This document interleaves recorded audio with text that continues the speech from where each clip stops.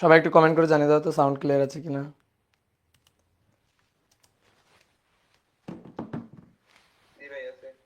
এই কথা বলতেছে কথা বলতেছে কেন? এই কথা বলো না।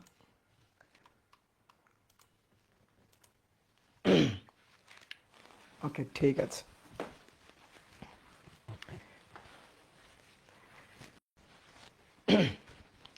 ডিয়ার স্টুডেন্ট, সবাইকে শুভেচ্ছা জানাচ্ছি আদর্শ গ্যাস ও গ্যাসের গতিগত অধ্যায়ের ষষ্ঠ ক্লাসে। তো আমরা এর আগের ক্লাসে বয়লের সূত্র, চার্লসের সূত্র এবং চাপীয় সূত্র, এই তিনটার যে সমন্বয় সূত্র, এই সমন্বয় সূত্র রিলেটেড যাবতীয় যত ধরনের ম্যাথ প্রবলেম আছে এগুলো আমরা সলভ করছিলাম। তাহলে মোটামুটি আমাদের প্রথম পার্টের আলোচনা শেষ।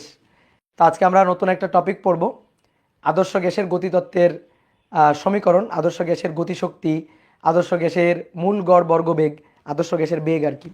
তো এইগুলো আমরা আজকে হিসাব নিকাশ করব। তো প্রথমে আমরা একটু দেখে নিব যে আদর্শ গ্যাসের গতিতত্ত্বের স্বীকার্যগুলো কী কী। এই স্বীকার্যগুলো একটু আলোচনা করব, তারপরে ওই স্বীকার্যগুলোকে কাজে লাগিয়ে আমরা আদর্শ গ্যাসের শক্তি, তারপর বেগ এর যে রাশিমালা আছে সেগুলো আমরা নির্ণয় করব। ঠিক আছে? ওকে, তাহলে চলো আমরা শুরু করি। তাহলে আমাদের প্রথম টপিকটা হচ্ছে আদর্শ গ্যাসের গতিতত্ত্বের স্বীকার্য সমূহ। আদর্শ গ্যাসের গতিতত্ত্বের স্বীকার্য।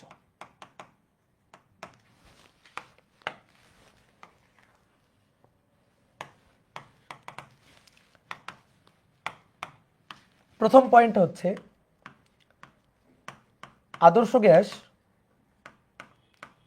অসংখ্য ক্ষুদ্র ক্ষুদ্র কণার সমন্বয়ে গঠিত। আর যে কণার সমন্বয়ে গঠিত এই কণাগুলোকে বলা হয় হচ্ছে অণু বা অ্যাটম। তাহলে আদর্শ গ্যাস অসংখ্য অসংখ্য ক্ষুদ্র ক্ষুদ্র কণার সমন্বয়ে তৈরি, কণার সমন্বয়ে একটা গ্যাস গঠিত। আর এই ক্ষুদ্র কণাগুলোকে বলা হয় গ্যাসের অণু। ক্ষুদ্র কণাগুলোকে গ্যাসের অণু বলে।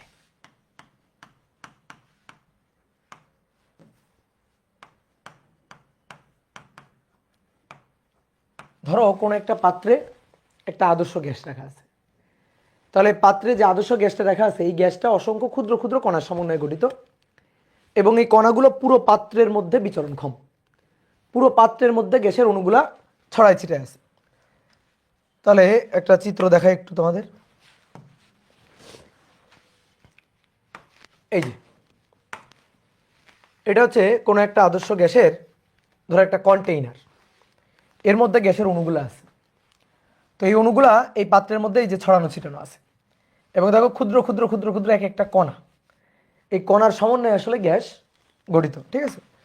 এবার এই গ্যাসের অণুগুলা কিন্তু স্থির নাই, এই অণুগুলা কিন্তু বিচরণক্ষম, অণুগুলা কিন্তু গতিশীল, অণুগুলা কিন্তু ছুটে বেড়াইতেছে। এই কন্টেইনারের মধ্যে, এই পাত্রের মধ্যে অণুগুলা কিন্তু বেগ নিয়ে ছুটে বেড়াচ্ছে এবং এই বেগ নিয়ে ছুটে বেড়ানোর কারণে অণুগুলা পাত্রের দেওয়ালের সাথে, যে কন্টেইনারের মধ্যে রাখা হয়েছে সেই কন্টেইনারের সাথে এবং নিজেদের সাথে সংঘর্ষে লিপ্ত হচ্ছে। ঠিক আছে? তাহলে এটা হচ্ছে প্রথম স্বীকার্য। এইবার আসো দ্বিতীয় যে পয়েন্টটা, সেটা হচ্ছে দেখো দুইটা ভিন্ন ভিন্ন গ্যাসের অণুগুলা হবে ভিন্ন ভিন্ন, অণুগুলার আকার হবে ভিন্ন ভিন্ন, কিন্তু একই গ্যাসের, ধরো অক্সিজেন গ্যাস, তো অক্সিজেন গ্যাসের সবগুলো অণু সেগুলোর আকৃতি হবে একই। অর্থাৎ কোনো একটি নির্দিষ্ট গ্যাসের মানে একই গ্যাসের অণুগুলো হবে একই আকৃতির, একই রকম, কিন্তু ভিন্ন ভিন্ন গ্যাস যদি হয়, ধরো একটা অক্সিজেন গ্যাস, একটা কার্বন ডাইঅক্সাইড গ্যাস, তাহলে একটা অক্সিজেন গ্যাস একটা কার্বন ডাইঅক্সাইড গ্যাস, ভিন্ন ভিন্ন দুইটা গ্যাস, তাহলে ভিন্ন ভিন্ন দুইটা গ্যাসের অণুগুলোর আকৃতিও হবে ভিন্ন ভিন্ন। কোনো এক কয়েক গ্যাসের অণুর আকৃতি হবে বড়, কোনো গ্যাসের অণুর আকৃতি হবে ছোট। তাহলে গ্যাস যখনই ভিন্ন ভিন্ন হবে অণুগুলোর আকৃতিও হবে ভিন্ন ভিন্ন। তাহলে লিখে ফেলি পয়েন্টটা, একই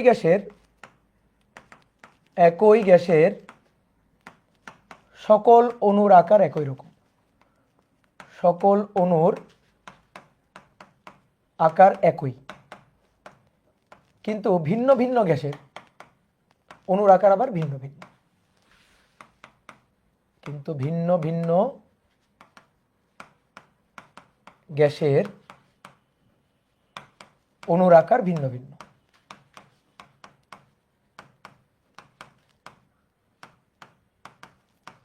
তো দেখো একটু চিত্র এঁকে রাখি, তাহলে ব্যাপারটা বুঝতে সুবিধা হবে। মনে করো এই একটা পাত্র আছে, এই একটা কন্টেইনার, আরো একটা কন্টেইনার, একই রকম আর একটা কন্টেইনার আছে। এই কন্টেইনারের মধ্যে আছে অক্সিজেন গ্যাস, আর এই কন্টেইনারটার মধ্যে আছে ধরো কার্বন ডাইঅক্সাইড গ্যাস। অক্সিজেন গ্যাসের অণুর আকার ক্ষুদ্র, তার তুলনায় অক্সিজেনের তুলনায় যদি বলি তাহলে কার্বন ডাইঅক্সাইড গ্যাসের অণুর আকার বড়। তাহলে ধরো এই পাত্রে যে অণুগুলো আছে, এই অণুগুলো হচ্ছে অক্সিজেন গ্যাসের অণু। অক্সিজেন গ্যাসের অণু দেখো প্রত্যেকটা অণু একই রকম হবে, একই আকৃতির হবে। কার্বন ডাইঅক্সাইড গ্যাস এগুলার অণুর আকৃতি বেশ বড় বড়, তাহলে এগুলার অণুর আকৃতি একটু বড় বড়। বাট কার্বন ডাইঅক্সাইডের সবগুলো গ্যাসের সবগুলো অণুর আকৃতি একই রকম কার্বন ডাইঅক্সাইড। কিন্তু তুমি কার্বন ডাইঅক্সাইড আর অক্সিজেন গ্যাস চিন্তা করো, দেখো কার্বন ডাইঅক্সাইড আর অক্সিজেন দেখো অণুগুলোর আকৃতি কিন্তু আলাদা আলাদা। তাহলে ভিন্ন ভিন্ন গ্যাস হলে অণুর আকৃতি হবে ভিন্ন। ওকে, এবার আসো 3 নম্বর পয়েন্ট। পাত্রের আয়তনের তুলনায় যে পাত্রে গ্যাসকে রাখা হবে, দেখো গ্যাসের কিন্তু নির্দিষ্ট কোনো আয়তন নাই। আমি কোনো একটা আদর্শ গ্যাসকে যে পাত্রে রাখবো, গ্যাসটা কিন্তু ওই পুরো পাত্রের মধ্যেই বিচরণক্ষম, পুরো পাত্রের মধ্যেই কিন্তু গ্যাসটা সঞ্চারণশীলভাবেই অবস্থান করবে। তাহলে আমি যদি বলি গ্যাসের আয়তন, তাহলে গ্যাসের আয়তন মানে পাত্রের আয়তন, সহজ হিসাব। তাহলে গ্যাসের আয়তন পাত্রের আয়তন। তো পাত্রের আয়তনের তুলনায়, শোনো এবার ভালো করে, পাত্রের আয়তনের তুলনায় গ্যাসের আয়তন, গ্যাসের মূল আয়তন অতি নগণ্য। মূল আয়তন অতি নগণ্য এবং পুরো পাত্রের মধ্যেই গ্যাস বিচরণক্ষম। পুরো পাত্রের সমস্ত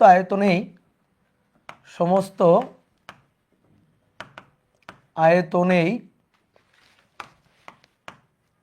গ্যাস বিচরণক্ষম। গ্যাস বিচরণক্ষম। তো ব্যাপারটা কেমন? ধরো দুইটা সিলিন্ডার, এটা একটা সিলিন্ডার, এই সিলিন্ডারে একটা আদর্শ গ্যাস রাখা আছে। অবশ্যই বদ্ধ সিলিন্ডার হইতে হবে, না হলে গ্যাস তুমি রাখবা কিভাবে? তাহলে এই বদ্ধ সিলিন্ডার, এই সিলিন্ডারে পিস্টন সংযুক্ত করে তুমি একটা আদর্শ গ্যাসকে এর মধ্যে আবদ্ধ করে রাখছো। এর মধ্যে একটা আদর্শ গ্যাসকে আবদ্ধ করে রাখছো। এগুলো হচ্ছে গ্যাসের অণু, এই যে এগুলা এক একটা গ্যাসের অণু। তাহলে সিলিন্ডারের মধ্যে গ্যাসকে রেখে পিস্টন সংযুক্ত করে রাখছি, বদ্ধ করে রাখছি। তাহলে এই আয়তনের মধ্যে, এই যে পুরো এই আয়তনের মধ্যেই কিন্তু গ্যাসটা বিচরণক্ষম। এবার আমি যদি গ্যাসের মূল আয়তন চিন্তা করি, দেখো এইগুলো হচ্ছে গ্যাসের অণু, এই যে ক্ষুদ্র ক্ষুদ্র কণার সমন্বয়ে গঠিত এগুলো হচ্ছে গ্যাসের অণু। আমি যদি এই অণুগুলাকে কম্প্রেসড করে এক জায়গায় নিয়ে আসি, তাহলে কিন্তু আমি গ্যাসের মূল আয়তনটা পাবো আর কি। এগুলোকে ধরো কম্প্রেসড করলাম, কম্প্রেসড করে অণুগুলাকে একত্রিত করে এক জায়গায় নিয়ে আসলাম, তাহলে সেইটা হবে গ্যাসের মূল আয়তন। সেই মূল আয়তনের তুলনায় পাত্রের আয়তন অনেক বেশি, বা পাত্রের আয়তনের তুলনায় গ্যাসের মূল আয়তন অতি নগণ্য। কি কথা বুঝছো? ধরো আমি এখানে একটু এঁকে দেখাই। এইটা তো সিলিন্ডার ছিল, এই যে এটা হচ্ছে সিলিন্ডার। এই সিলিন্ডারের মধ্যেই তো তুমি গ্যাসটাকে আবদ্ধ করে রাখছো পিস্টন দিয়ে। এখন তুমি যদি কোনোভাবে গ্যাসটাকে কম্প্রেসড করে নিয়ে আসো, অর্থাৎ সবগুলো অণুকে, এই যে গ্যাসের যে অণুগুলা ছুটে বেড়াইতেছে পাত্রের মধ্যে, এই অণুগুলাকে কম্প্রেসড করে একটা বিন্দুতে নিয়ে আসো, বা কম্প্রেসড করে যদি তুমি একটা বিন্দুতে নিয়ে আসো, ধরো এই যে একটা বিন্দুতে নিয়ে আসলা, তাহলে এইখানে এসে অণুগুলো অবস্থান করবে। ধরো এই যে একটা বিন্দুতে নিয়ে আসলাম, কম্প্রেসড করে একটা জায়গায় নিয়ে আসলাম, তাহলে এইটা হচ্ছে গ্যাসের মূল আয়তন। আর কি বোঝানোর জন্য আমি এইভাবে দেখালাম। তাহলে এই মূল আয়তনের তুলনায় দেখো পাত্রের আয়তন অনেক বেশি, বা পাত্রের আয়তনের তুলনায় গ্যাসের যে মূল আয়তন সেটা অতি নগণ্য। তুমি এইটুকু গ্যাসকে, তুমি যদি সাপোজ পিস্টনটা যদি এখানে থাকতো, তখন গ্যাসের আয়তন হইতো এইটুকু। এখন পিস্টন যদি উপরে উঠে এখানে যায়, তখন গ্যাসের আয়তন হবে এইটুকু। পিস্টন যদি এই অবস্থায় আসে, তখন গ্যাসের আয়তন হবে এইটুকু। তাহলে গ্যাসের কিন্তু নির্দিষ্ট আয়তন নেই। এটাকে আমি যে বদ্ধ পাত্রে রাখবো, ওই বদ্ধ পাত্রের আয়তনটাই হবে গ্যাসের আয়তন। ঠিক আছে? কম্প্রেস কেন করতে হলো? কম্প্রেস ধরো আমরা করলাম, মানে এখানে কি বলা হচ্ছে যে পাত্রের আয়তনের তুলনায় গ্যাসের আয়তন, গ্যাসের মূল আয়তন এটা অতি নগণ্য। তার মানে আমি গ্যাসটাকে যে পাত্রের মধ্যে রাখবো, ওই পুরো পাত্রের মধ্যে জায়গা দখল করে থাকবে। ধরো তুমি কোনো একটা গ্যাসকে কোনো একটা গ্যাসকে তুমি তোমার সাপোজ তুমি যে ঘরে আসো সেই ঘরটা বদ্ধ একটা ঘর না, তো ওই ঘরের মধ্যে তুমি গ্যাসটাকে রাখলা, তাহলে তখন গ্যাসের আয়তন হবে ওই ঘরের আয়তন যা সেইটা, কারণ গ্যাস তখন ওই পুরো পুরো এলাকা ব্যাপী পুরো যে ঘর এই ঘরের মধ্যেই তখন বিচরণক্ষম। তাহলে আমরা বুঝালাম যে গ্যাসের আসলে নির্দিষ্ট কোনো আয়তন নেই, যে পাত্রে রাখা হবে সেই পাত্রের আয়তন দখল করবে। তাহলে পাত্রের আয়তনের তুলনায় গ্যাসের আসলে মূল যে আয়তনটুকু সেটা কিন্তু অতি নগণ্য, এইটাই জাস্ট বুঝালাম, ঠিক আছে? ওকে, এইবার আসো খুব ইম্পর্টেন্ট একটা পয়েন্ট, এই যে কোনো একটা আদর্শ গ্যাস, এই আদর্শ গ্যাসের অণুগুলার মধ্যে আন্তঃআণবিক ফাঁকা স্থান অনেক বেশি। একটা অণু থেকে আর একটা অণু বেশ অনেক দূরত্বেই অবস্থান করে। আন্তঃআণবিক ফাঁকা স্থান বেশি থাকার কারণে, আন্তঃআণবিক দূরত্ব বেশি হওয়ার কারণে এই অণুগুলা নিজেদের মধ্যে কোনো আকর্ষণ বিকর্ষণ বল দিয়ে আকর্ষণ বিকর্ষণ করে না, ইভেন পাত্রের দেওয়ালের সাথে অণুগুলার কোনো আকর্ষণ বিকর্ষণ বল নেই। যেহেতু কোনো আকর্ষণ বিকর্ষণ বল নেই সেহেতু গ্যাসের কোনো বিভব শক্তি নেই। যদি আকর্ষণ বিকর্ষণ বল থাকতো, আন্তঃআণবিক বল থাকতো, তাহলে কিন্তু একটা বিভব শক্তি থাকতো।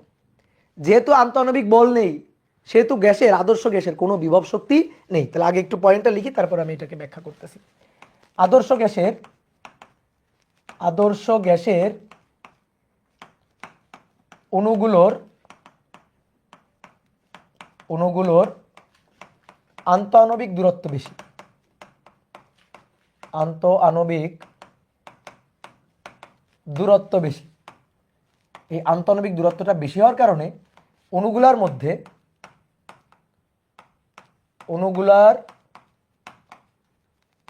মধ্যে পারস্পরিক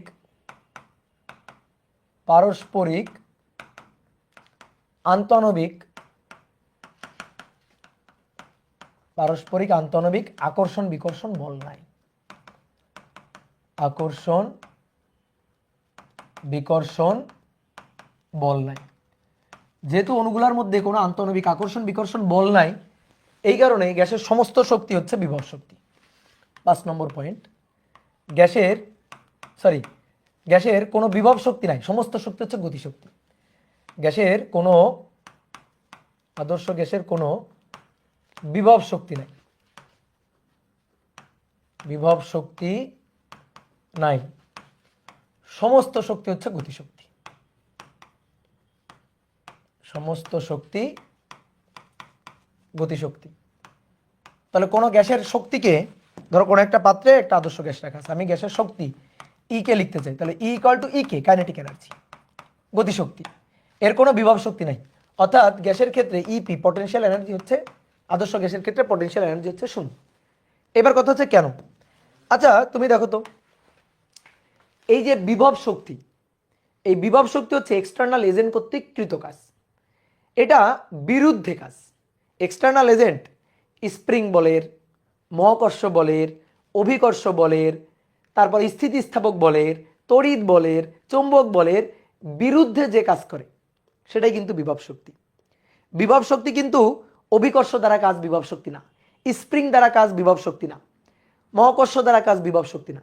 মহাকর্ষ বলের বিরুদ্ধে এক্সটার্নাল এজেন্ট দ্বারা কাজ, অভিকর্ষ বলের বিরুদ্ধে এক্সটার্নাল এজেন্ট দ্বারা কাজ, স্প্রিং বলের বিরুদ্ধে এক্সটার্নাল এজেন্ট দ্বারা যে কাজটা, সেই কাজটাই হচ্ছে বিভব শক্তি। তাহলে বিভব শক্তি সর্বদা এক্সটার্নাল এজেন্টদের দ্বারা কাজ হইতে হবে, এবং মহাকর্ষ বল, স্প্রিং বল, আন্তঃআণবিক আকর্ষণ বিকর্ষণ বল এর অবশ্যই বিরুদ্ধে।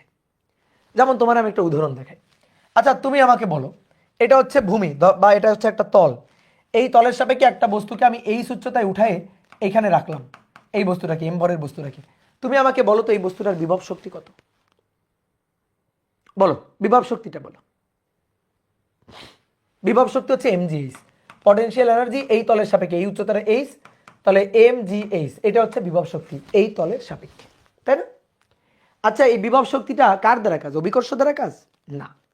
অভিকর্ষ দ্বারা কাজ হইলে mgh হইতো না, তখন হইতো মাইনাস mgh। কেমনে দেখো, এই বস্তুটাকে আমি এখান থেকে এখানে উঠাইছি, দেখো বস্তুটা এখানে ছিল, তাহলে বস্তুটাকে অভিকর্ষ টানতেছে কোন দিকে? নিচের দিকে, এটা হচ্ছে অভিকর্ষ বল। দেখো অভিকর্ষ বল নিচের দিকে টানতেছে, আর আমি এখান থেকে উপরে উঠাই নিয়ে গেলাম, তাহলে সরণটা হইলো উপরের দিকে সরণ এইচ, এমজি নিচের দিকে। তাহলে অভিকর্ষ দ্বারা যে কাজটা, অভিকর্ষ দ্বারা যে কাজ ডাব্লিউ, সেটা হচ্ছে mg h cos 180 degree. Mg নিচের দিকে, এইচ উপরের দিকে, তাহলে অভিকর্ষ দ্বারা কাজ এমজি কজ 180 ডিগ্রি, তাহলে এমজি এইচ কজ 180 হচ্ছে মাইনাস এমজি এইচ। এবার তুমি বলো তো বিভব শক্তি কি মাইনাস এমজি এইচ? না, তাহলে এটা তো পটেনশিয়াল এনার্জি না, এটাকে কি আমি ইপি বলবো? নো, এটা আমাদের ইপি না, ইপি হচ্ছে এমজিএইচ, তাই না? এটা তো আমরা জানি, 9 10 তো এটাই পড়ে আসছি। তাহলে এই যে এমজিএইচ, এটা কার দ্বারা কাজ? আমার দ্বারা। এক্সটার্নাল এজেন্ট যে কাজটা করছে অভিকর্ষ বলের বিরুদ্ধে। দেখো এই বস্তুটাকে আমি ধরবো, এই যে আমি ধরলাম, বলো তো আমি ধরে রাখছি, এই কলমটাকে আমি ধরে রাখছি, বলো তো আমি কোন দিকে বল দিছি? কোন দিকে? ভাই কোনো দিকে বল দেননি, দিছি, অবশ্যই দিছি। কলমটাকে দেখো না ধরে রাখলে পড়ে যাইতো, এই যে পড়ে গেছে না? কেন পড়ে গেছে? এমজি এর কারণে পড়ে গেছে, অভিকর্ষ তাকে টানতেছে তাই পড়ে গেছে। আমি ধরে রাখলাম, তাহলে আমি বল দিই নাই, দিছি। কোন দিকে? অভিকর্ষ যেদিকে দিচ্ছে তার বিপরীত দিকে, অর্থাৎ আমি উপরের দিকে বল দিছি।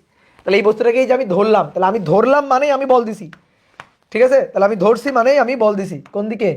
উপরের দিকে। এই যে এক্সটার্নাল এজেন্ট কর্তৃক প্রযুক্ত বল কার সমান? এমজি এর সমান বল দিলাম। বল দিয়ে ধীরে ধীরে ধীরে ধীরে ধীরে ধীরে এই যে এই উচ্চতায় নিয়ে রাখলাম, এই উচ্চতায় নিয়ে রাখলাম। তাহলে আমি তখন বল দিলাম এমজি এর সমপরিমাণ উপরের দিকে, আমার দেওয়া বল, এক্সটার্নাল এজেন্ট কর্তৃক প্রযুক্ত বল। সরানো কোন দিকে? উপরের দিকে। তাহলে এক্সটার্নাল এজেন্ট কর্তৃক কাজটা, এজেন্ট দ্বারা যে কাজটা, এজেন্ট দ্বারা কৃত কাজ এমজিএইচ cos 0 ডিগ্রি। এই cos 0 ডিগ্রি মানে এমজিএইচ, এটাকেই কিন্তু আমরা ইপি বলি, তাই না? এটাই আমাদের পটেনশিয়াল এনার্জি না? তাহলে পটেনশিয়াল এনার্জি কি অভিকর্ষ দ্বারা কাজ? নো, পটেনশিয়াল এনার্জি ইপি হচ্ছে এজেন্ট দ্বারা কৃত কাজ। বোঝা গেছে? সেম একই জিনিস। একটা স্প্রিং এর সঞ্চিত বিভব শক্তি কত বলো তো দেখি, মনে আছে? একটা স্প্রিং, ধরো একটা স্প্রিং তার শিথিল অবস্থায় আছে, 9 10 পড়ার কথা, 9 10 তো পড়ছো, 9 10 তো ছিল এটা। এই স্প্রিংটাকে আমি এইখান থেকে টেনে এখানে নিয়ে গেলাম, এই যে এক্স পরিমাণ টেনে প্রসারিত করলাম। এই এক্স পরিমাণ টেনে প্রসারিত করতে আমি কিন্তু কাজ করছি, এই যে আমি কিন্তু বল দিছি, দেখো আমি কিন্তু এদিকে বল দিছি, এই যে এক্সটার্নাল এজেন্ট কর্তৃক প্রযুক্ত বল।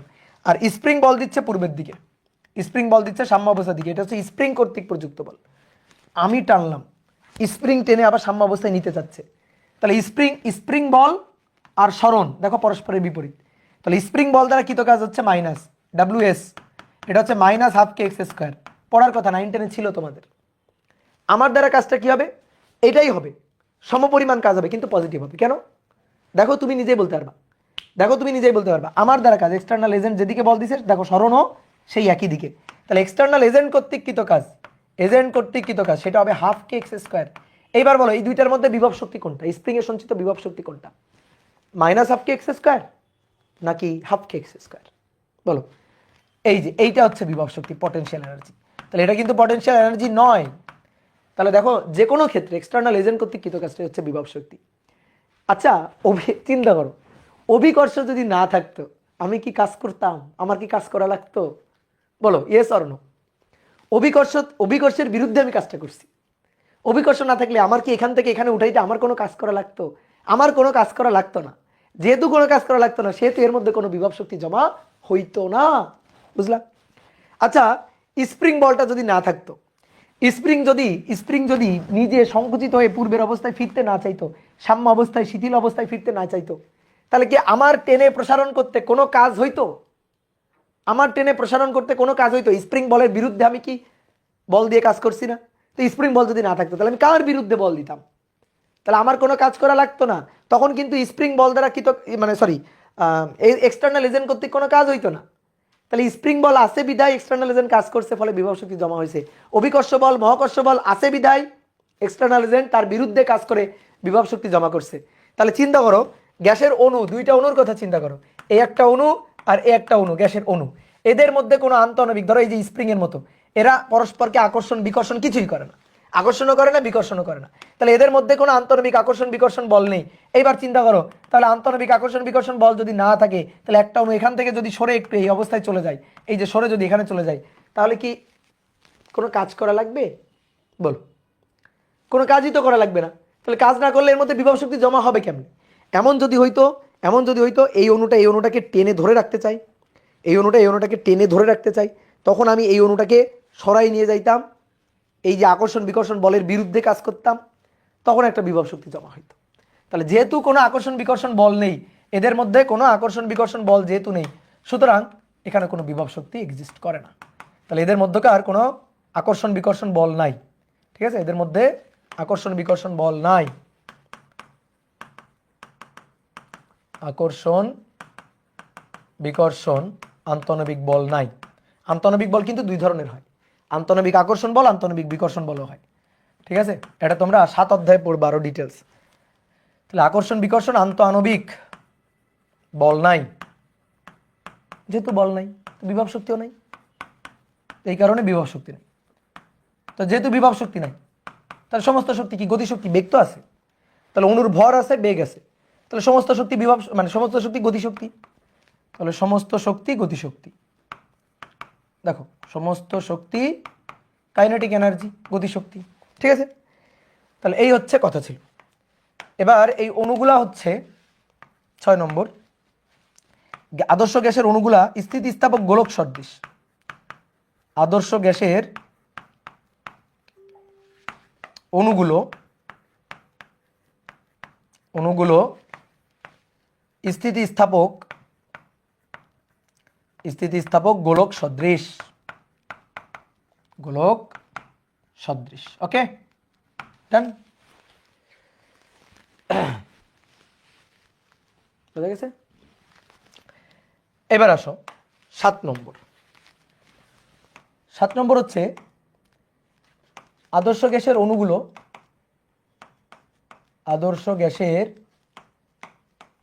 অণুগুলো বিক্ষিপ্তভাবে গতিশীল।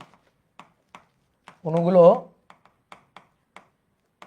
পাত্রের মধ্যে, মানে যে পাত্রে রাখা হবে সেই পাত্রের মধ্যে বিক্ষিপ্তভাবে গতিশীল, বিক্ষিপ্তভাবে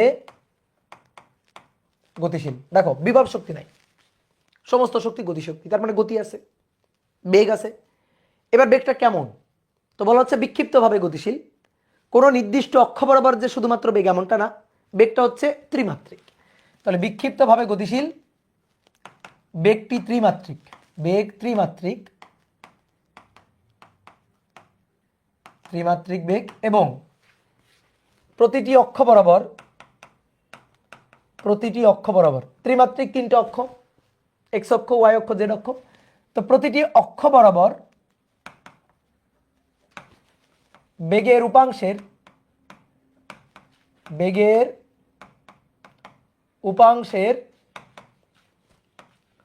বর্গের গড়মান সমান, লাস্টের লাইনটা কি বললো বুঝলাম না। আচ্ছা ঠিক আছে, বুঝতে হবে না। দেখো ধরো কোন একটা পাত্রে একটা আদর্শ গ্যাস রাখা আছে। ধরো কোন একটা পাত্র, ধরো এই যে এই পাত্রটার কথাই চিন্তা করো, এই পাত্রে এই যে আদর্শ গ্যাস রাখা আছে। তো দেখো তো গ্যাসের অণুগুলা কি ছোটাছুটি করতেছে না? অণুগুলা গতিশীল না? তাহলে অণুগুলা গতিশীল, অণুগুলার বেগ আছে, এই যে গ্যাসের অণুগুলার বেগ আছে, অণুগুলা গতিশীল। এই বেগটা কেমন বেগ? এই বেগটা ত্রিমাত্রিক বেগ। একমাত্রিক বেগ, দ্বিমাত্রিক বেগ, ত্রিমাত্রিক বেগ তো বুঝো। ধরো একটা সুতা টাঙানো আছে, ঠিক আছে?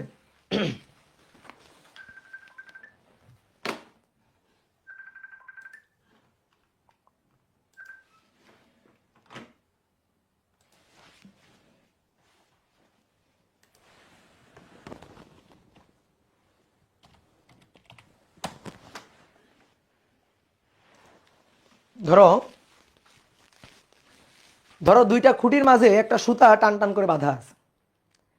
এবার এই সুতা বেয়ে ধরো একটা পিঁপড়া হেঁটে যাচ্ছে, তাহলে এই পিঁপড়ার গতিটা কি হবে? একমাত্রিক গতি, ঠিক আছে? তারপরে মনে করো কোনো সমতলে একটা গাড়ি চলতেছে, সমতলে মানে ভূমিতে বা সমতলে একটা গাড়ি চলতেছে, বা মানুষজন হাঁটতেছে, তাহলে এই গতিটা কেমন? দ্বিমাত্রিক গতি। একটা পাখি উঠতেছে, তাহলে তার গতি কি? ত্রিমাত্রিক গতি। তাহলে গ্যাসের অণুগুলা পাখির মতো। গ্যাসের যে অণুগুলা, এই অণুগুলা এক্স অক্ষ বরাবর, ওয়াই অক্ষ বরাবর, জেড অক্ষ বরাবর, 3টে অক্ষ বরাবরই কিন্তু তাদের বেগের মাত্রা বজায় রাখতে পারে। 3টে অক্ষ বরাবরই কিন্তু বেগের উপাংশ থাকতে পারে। তা আমি তোমাকে একটু এঁকে দেখাই ব্যাপারটা, দেখাই। তুমি এই চিত্র আঁকার দরকার নেই, এই যে আমি যেটা আঁকছি এটা আঁকতে পারো। মনে করো একটা পাত্রে আদর্শ গ্যাসের অণু আছে।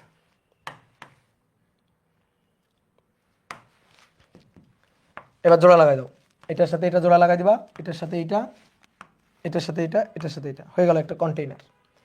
এবার এর মধ্যে গ্যাসের অণুগুলো আছে, তো সেই অণুগুলা গতিশীল, অণুগুলা ছোটাছুটি করতেছে, অণুগুলার বেগ আছে, প্রত্যেকটা অণুর এরকম বেগ আছে, বেগ নিয়ে ছোটাছুটি করতেছে।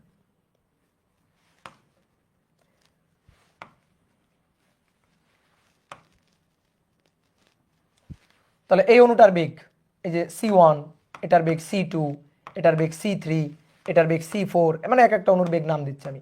এটা C5, এটা ধরো C6। এবার ধরো একটা অণুর কথাই চিন্তা করো, ধরো এই একটা অণু, তাহলে এই অণুটার বেগ C, এটা ত্রিমাত্রিক, তাহলে তিনটা অক্ষ বরাবরই তার উপাংশ। এইটা ধরো x অক্ষ, এইটা হচ্ছে আমাদের y অক্ষ, আর এইটা ধরো আমাদের z অক্ষ। তাহলে C এর তিনটা অক্ষ বরাবর উপাংশ, তাহলে C এর তিনটা অক্ষ বরাবর এই বরাবর উপাংশ হচ্ছে x অক্ষ বরাবর C এর যে উপাংশটা সেটাকে আমরা বললাম ধরো u, y অক্ষ বরাবর C বেগের যে উপাংশটা সেটাকে আমরা বললাম ধরো v, আর z অক্ষ বরাবর যে উপাংশটা সেই উপাংশটাকে আমরা বললাম ধরো w, বেগের উপাংশ।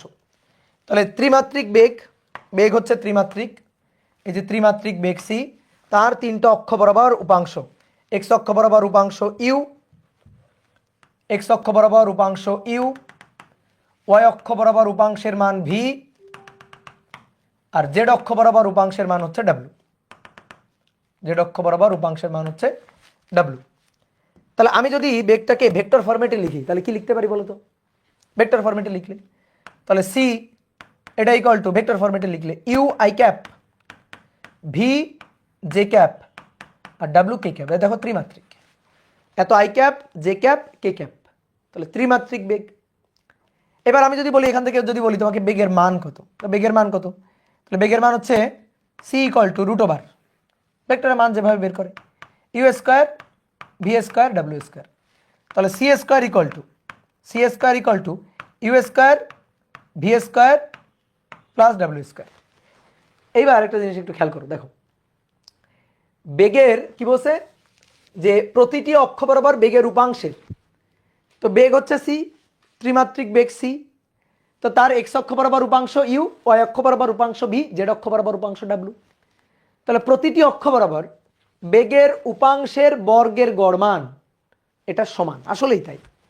দেখো গ্যাসের অণু, একটা অণু কি বুঝে কোনটা x অক্ষ, কোনটা y অক্ষ, কোনটা z অক্ষ? বলো, এটা কি অণু বুঝে? না। তাহলে x অক্ষ, y অক্ষ, z অক্ষ, কোন অক্ষ বরাবর অণুর বেগ বেশি, কোন অক্ষ বরাবর অণুর বেগ কম? বলো দেখি, কোন অক্ষ বরাবর অণুর বেগ বেশি, কোন অক্ষ বরাবর অণুর বেগ কম? অর্থাৎ বেগের কোন উপাংশের মানটা বেশি? বেগের কোনো উপাংশের মান আসলে বেশি না, কোনো উপাংশের মান আসলে কম না।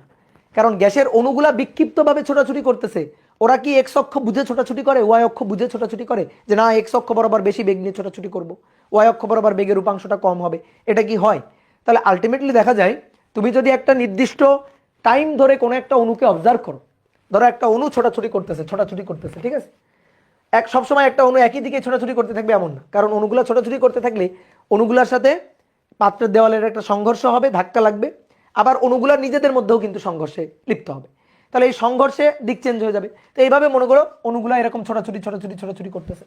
তো তুমি যদি একটা সার্টেন টাইম পিরিয়ড পর্যন্ত তুমি কোন একটা অ্যাটমকে লক্ষ্য করো, অণুকে লক্ষ্য করো, এবং সেই অণুটার এক্স অক্ষ বরাবর বেগের উপাংশ ইউ এর মান হিসাব করো, ওয়াই অক্ষ বরাবর বেগের উপাংশ ভি এর মান একটা সার্টেন টাইম পিরিয়ড ধরে হিসাব করলা, জেড অক্ষ বরাবর বেগের উপাংশ ডাব্লিউ হিসাব করলা, দেখবা হিসাব করে এই তিনটা মান আসলে সেম, এই তিনটা মানের মধ্যে তেমন কোনো পার্থক্য হবে না।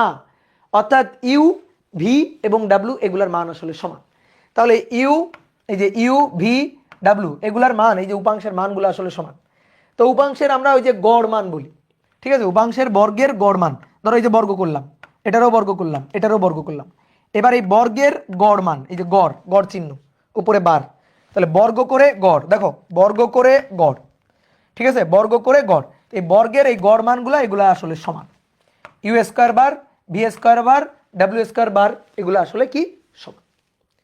আচ্ছা তাহলে এগুলো যদি সমান হয়, এবার একটা জিনিস দেখো, এখানে তাকাও, সবগুলার উপরে বার দিয়ে দাও, C square bar, U square bar plus V square bar plus W square bar. দেখো এই মানগুলো সব সেম না?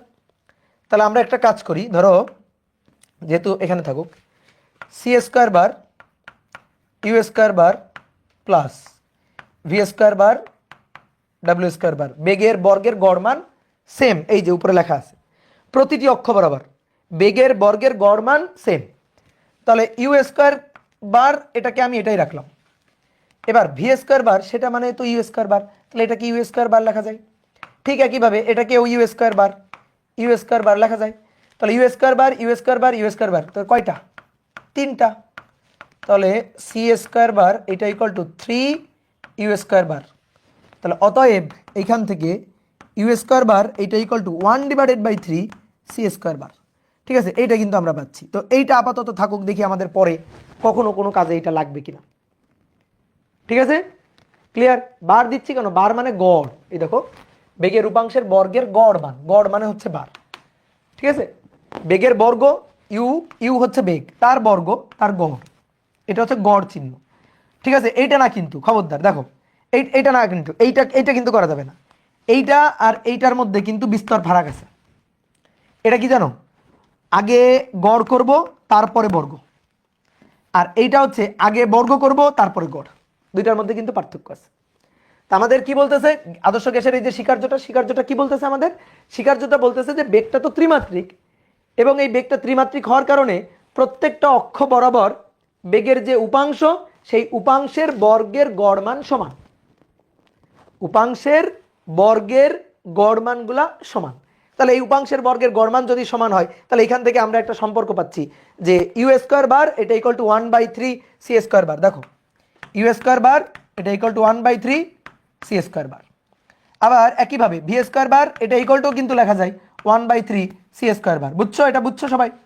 আমি এখানে কি করছি? U square U square U square লিখছি। আমি যদি V square V square V square লিখতাম তাও হইতো। আমি যদি W square W square W square লিখতাম তাও হইতো।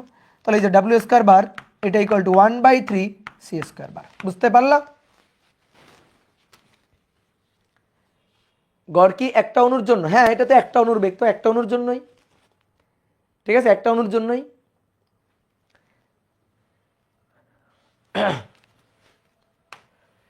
এবার আসো 8 নম্বর। 8 নম্বর হচ্ছে আদর্শ গ্যাসের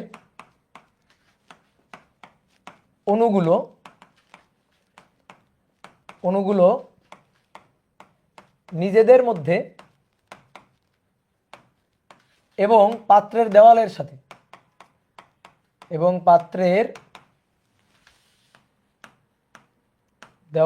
সাথে নিজেদের মধ্যে এবং পাত্রের দেওয়ালের সাথে সংঘর্ষে লিপ্ত হয়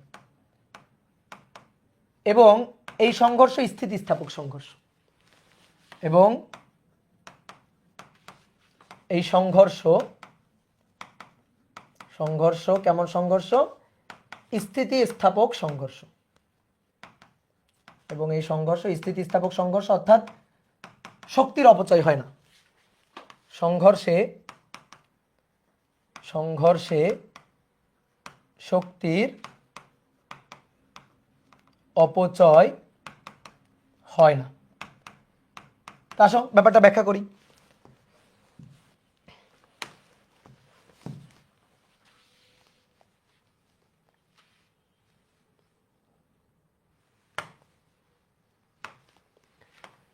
দেখো,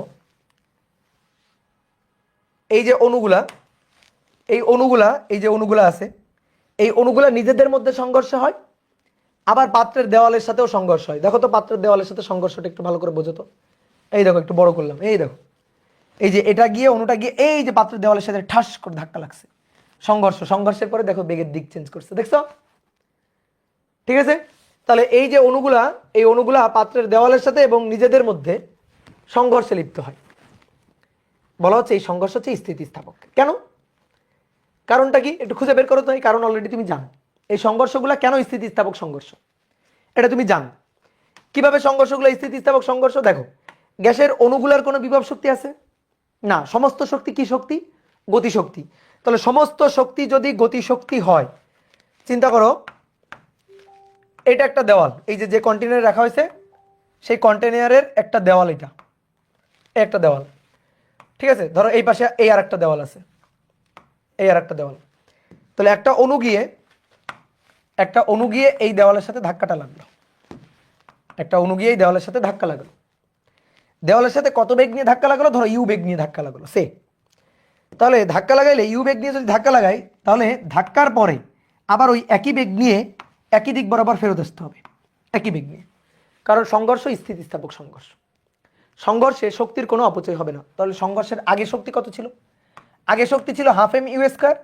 সংঘর্ষের পরেও কত শক্তি থাকতে হবে? অর্থাৎ হাফ এম ইউ স্কয়ার থাকতে হবে। তাহলে সংঘর্ষ যদি স্থিতিস্থাপক সংঘর্ষ হইতে হয় তাহলে বেগ কমে যাওয়া বা বেড়ে যাওয়ার কোনো চান্স নেই। বুঝলে আমার কথা? বুঝলা? সংঘর্ষ স্থিতিস্থাপক হইলে কি হয়? গতিশক্তি সংরক্ষণ থাকে না, আমরা নিউটনের বলবিদ্যা চ্যাপ্টারে পড়ছি। স্থিতিস্থাপক সংঘর্ষ হোক বা অস্থিতিস্থাপক সংঘর্ষ হোক, সংঘর্ষে ভরবেগ সংরক্ষিত হইতেই হবে। কিন্তু যদি সংঘর্ষে গতিশক্তি সংরক্ষিত থাকে তাহলে সেটাকে আমরা বলি স্থিতিস্থাপক সংঘর্ষ। তাহলে স্থিতিস্থাপক সংঘর্ষে গতিশক্তিকে সংরক্ষিত হতে হবে, এখানে তো হবেই। কেন?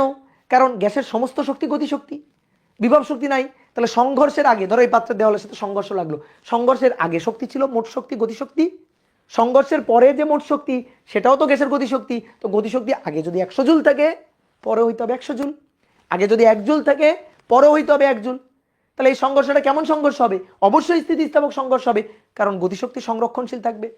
তাহলে গতিশক্তি, গতিশক্তি, কারণ গ্যাসের মোট শক্তি তো গতিশক্তি, তো গতিশক্তি সংরক্ষণশীল থাকবে, সংরক্ষণশীল থাকবে। তাহলে গতিশক্তি যেহেতু সংরক্ষণশীল থাকবে, এই যে summation of kinetic energy initial, summation of kinetic energy final, তো এই কারণে সংঘর্ষগুলো স্থিতিস্থাপক। স্থিতিস্থাপক সংঘর্ষে শক্তির তো কোনো অপচয় হবে না। যদি এমন হয়তো সংঘর্ষের আগে শক্তি পাচ্ছি আমরা 100, সংঘর্ষের পরে যে শক্তিটা গতিশক্তিটা সেটা পাচ্ছি 80, তাহলে আমরা বলতাম 20 জুল অপচয় হয়ে গেছে। ঠিক আছে? তাহলে আমরা বলতাম তখন যে 20 জুল অপচয় হয়ে গেছে, কিন্তু এখানে কোনো অপচয় হওয়ার চান্স নাই। বোঝা গেল কিনা? এবার আসো 9 নম্বর। 9 নম্বর বৈশিষ্ট্য বলা হচ্ছে যে অণুগুলো পরপর দুটি সংঘর্ষের মধ্যবর্তী সময়, পরপর দুটি সংঘর্ষের মধ্যবর্তী সময়ে মুক্তভাবে যে পথ অতিক্রম করে তাকে মুক্ত পথ বলে, মুক্ত পথ বা ফ্রি পথ বলে। এরূপ কিছু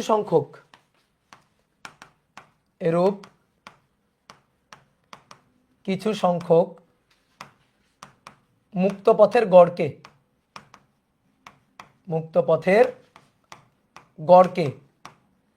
গড় মুক্ত পথ বলে, গড় মুক্ত পথ বলে। দেখো গ্যাসের অণুগুলা পরস্পরের সাথে ধাক্কা খাচ্ছে, সংঘর্ষ হচ্ছে, পাত্রের দেওয়ালের সাথে সংঘর্ষ হচ্ছে। তো এরকম পরপর দুটি সংঘর্ষের মধ্যবর্তী সময় আমি একটু এঁকে দেখাই। ধরো এই একটা অণু, এটা নিয়ে ডিটেলস আলোচনা আমাদের পরে করতে হবে। ধরো এই হচ্ছে অণুগুলো আছে, ধরো 3টা অণু আমি আঁকলাম। এবার এই অণুটা গিয়ে এই অণুটার সাথে ধাক্কা লাগার পরে এই অণুটা একদিকে চলে যাবে, আর এই যে গোলাপি অণুটা সেইটা ধরো এই বরাবর চলে যাবে, গিয়ে আবার এর সাথে আবার ধাক্কা লাগলো, ধাক্কার পরে আবার দুইটা দুই দিকে চলে যাবে। তো ধরো এই যে সবুজটা অন্য কোনো দিকে চলে গেছে, গোলাপিটা এই বরাবর যাচ্ছিল, গিয়ে আবার এর সাথে ধাক্কা লাগালো। তাহলে এইভাবে এখানে কয়টা ধাক্কা দেখালাম? 1টা 2টা 3টা। তাহলে এই যে প্রথম ধাক্কাটা এখানে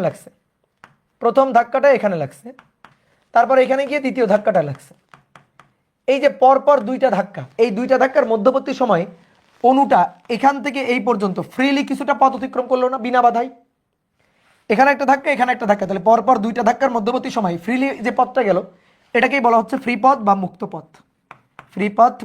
পথ। ঠিক আছে? তারপরে এরকম এটাও একটা মুক্ত পথ। তো এরকম ধরো মুক্ত পথের কিছু সংখ্যক মুক্ত পথ, যেমন এখানে 3টা মুক্ত পথ আছে, D1 D2 D3, 3টা মুক্ত পথ। এখন আমি যদি এই 3টা যোগ করি, D1 D2 D3, এই 3টা যোগ করে যদি আমি 3 দিয়ে ভাগ দিই তাহলে আমি একটা গড় মান পাবো না? এই গড় মানটাকে বলা হচ্ছে গড় মুক্ত পথ, যেটাকে আমরা ল্যামডা দিয়ে প্রকাশ করি। বুঝছো? এই ল্যামডাটাই হচ্ছে গড় মুক্ত পথ। তো এটার আমাদের ডিটেলস হিসাব নিকাশ আমরা করবো যে কিভাবে গড় মুক্ত পথ, কোন গ্যাসের গড় মুক্ত পথ কিভাবে বের করা যায়। কি ক্লিয়ার? এবার 10 নম্বর যে বৈশিষ্ট্যটা বা পয়েন্টটা সেটা হচ্ছে আদর্শ গ্যাসের বেগ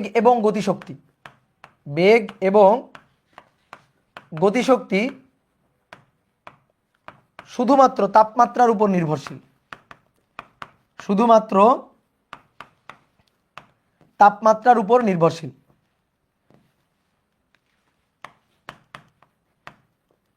তাপমাত্রার উপর নির্ভরশীল। অন্য কোনো চলক, ধরো আয়তন, চাপ, ঘনত্ব পরিবর্তন করা হোক বা না হোক, আমি দেখব টেম্পারেচারে কি পরিবর্তন করা হচ্ছে। যদি তাপমাত্রার পরিবর্তন হয় তাহলে গ্যাসের গতিশক্তির পরিবর্তন হবে, যদি তাপমাত্রার পরিবর্তন হয় তাহলে গ্যাসের অণুর বেগেরও পরিবর্তন হবে। তাহলে গ্যাসের অণুর বেগ এবং গতিশক্তি এই দুইটা রাশি তাপমাত্রার উপর নির্ভরশীল, ঠিক আছে, তাপমাত্রার উপর ডিপেন্ড করে। এখন তুমি এই কথার মানে তোমার বুঝতে হবে না, এটা আমরা দেখাবো, একেবারে ম্যাথমেটিক্যালি দেখাবো। তাহলে c is only function of temperature. গ্যাসের গতিশক্তি বা কাইনেটিক এনার্জি, মোট শক্তিকে আমরা ই বলি, ই ইকুয়াল টু তো ই কে, তাহলে মোট শক্তি বলো গতিশক্তি বলো একই জিনিস। তো এটা কার উপর ডিপেন্ড করবে? টেম্পারেচারের উপর ডিপেন্ড করবে, is only function of temperature. তাহলে এই ছিল আমাদের আদর্শ গ্যাসের গতিতত্ত্বের এই যে ইম্পর্টেন্ট কয়েকটা স্বীকার্য, বোঝা গেছে?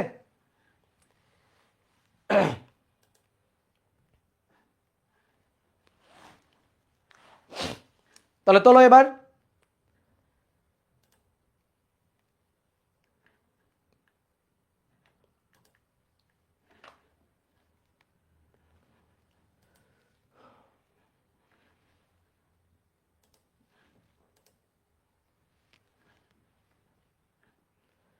কোনো পয়েন্ট বাদ গেল, ধরো একটু দেখি কোনোটা বাদ গেল কিনা। হয়েছে।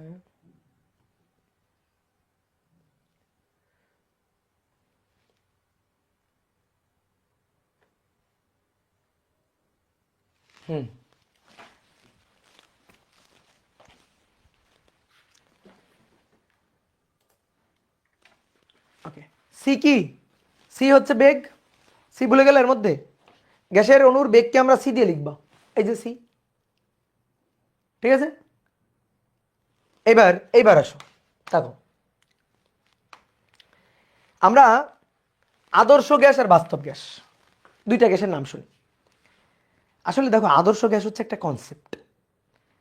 আমরা প্র্যাকটিক্যালি যে গ্যাস নিয়ে ডিল করি, ধরো প্র্যাকটিক্যালি কোনো ল্যাবে যদি কোনো গ্যাস নিয়ে আমরা এক্সপেরিমেন্ট করি, তাহলে সেই গ্যাস হচ্ছে বাস্তব গ্যাস। কোন একটা সিলিন্ডারে অক্সিজেন গ্যাস আছে, হাইড্রোজেন গ্যাস আছে, নাইট্রোজেন গ্যাস আছে, কার্বন ডাইঅক্সাইড গ্যাস আছে, তাহলে সেটা হচ্ছে বাস্তব গ্যাস।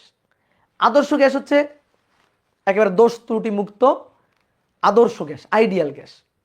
আমরা আইডিয়াল গ্যাসের হিসাব নিকাশটা যদি বুঝতে পারি, তাহলে বাস্তব গ্যাসের হিসাব নিকাশটা কেমন হবে এইটা আমরা বুঝতে পারবো। তো এই কারণে আগে আইডিয়াল জিনিসটা আলোচনা করতে হয় সব সময়।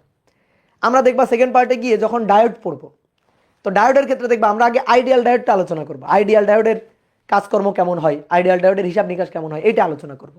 আইডিয়াল ডায়োডের ব্যাপারটা যদি বুঝতে পারি, তাহলে প্র্যাকটিক্যাল ডায়োডগুলো কেমন কাজ করে, কিভাবে কাজ করে, হিসাব নিকাশ কেমন হয়, এই জিনিসটা বুঝতে আমাদের সহজ হবে, ঠিক আছে?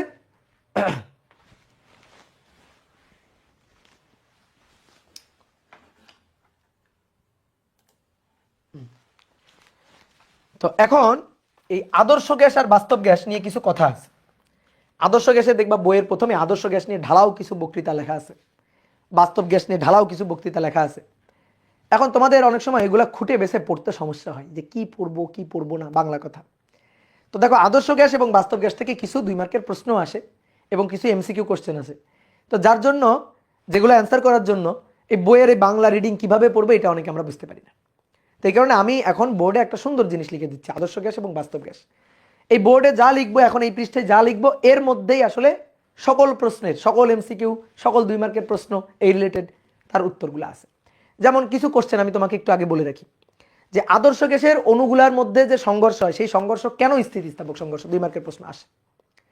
তারপরে আদর্শ গ্যাস কোন শর্তে কিভাবে বাস্তব গ্যাসের মতো আচরণ করবে এবং কেন, বাস্তব গ্যাস কোন শর্ত আরোপ করলে আদর্শ গ্যাসের মতো আচরণ করবে এবং কেন, বাস্তব গ্যাসের সমস্ত শক্তি কেন গতিশক্তি নয়, আদর্শ গ্যাসের সমস্ত শক্তি কেন গতিশক্তি, এরকম বহুত কোশ্চেন আসতে পারে। তো সেই জিনিসগুলো আমরা একটু লিখবো। তাহলে আমরা আদর্শ গ্যাস এবং বাস্তব গ্যাসের মধ্যে পার্থক্য লিখবো, পার্থক্য বা বৈশিষ্ট্য বলতে পারো। আদর্শ ও বাস্তব গ্যাসের পার্থক্য। দুইটা চিত্র আঁকবো, এই দুইটা চিত্র আঁকলেই কাজ শেষ। ধরো এইটা একটা সিলিন্ডার, এই সিলিন্ডারে আদর্শ গ্যাস রাখা আছে, পিস্টন সংযুক্ত করে একটা আদর্শ গ্যাস রাখা আছে। আদর্শ গ্যাসের অণুগুলা ক্ষুদ্র, পাত্রের আয়তনের তুলনায় অণুর আয়তন, গ্যাসের অণুর আয়তন অতি নগণ্য। তাহলে এগুলা হচ্ছে আদর্শ গ্যাসের অণু, এগুলা এক একটা আদর্শ গ্যাসের অণু। নর্মালি অণুগুলাকে এভাবেও দেখা যায় না, তুমি কোনো গ্যাসের অণুগুলো দেখতে পাও খালি চোখে, তাহলে এর চেয়েও ক্ষুদ্র। তারপর আমি বোঝানোর জন্য তোমাকে একটু দেখানোর জন্য আঁকলাম যে এইটা হচ্ছে আদর্শ গ্যাসের অণুগুলা। তারপরে বাস্তব গ্যাসের অণু, যদি আমরা এইটার সাথে কম্পেয়ার করে বাস্তব গ্যাসের অণু দেখাই, তো বাস্তব গ্যাসের অণুগুলার আকৃতি একটু বৃহৎ, অণুগুলার আকৃতি একেবারে এত ক্ষুদ্র নয়, এবং কোনো একটা নির্দিষ্ট গ্যাসের আকৃতির একটা নির্দিষ্ট আকৃতি। কার্বন ডাইঅক্সাইড গ্যাসের অণুর আকৃতি একরকম, অক্সিজেন গ্যাসের অণুর আকৃতি একরকম, তাহলে এক একটা বাস্তব গ্যাসের অণুর আকৃতি এক এক রকম। তো ধরো এই পাত্রের মধ্যে একটা গ্যাস রাখা আছে, তো সেই গ্যাসের অণুর আকারগুলা হচ্ছে এরকম। তাহলে আদর্শ গ্যাসের অণুগুলা থেকে বাস্তব গ্যাসের অণুগুলার আকার বৃহৎ।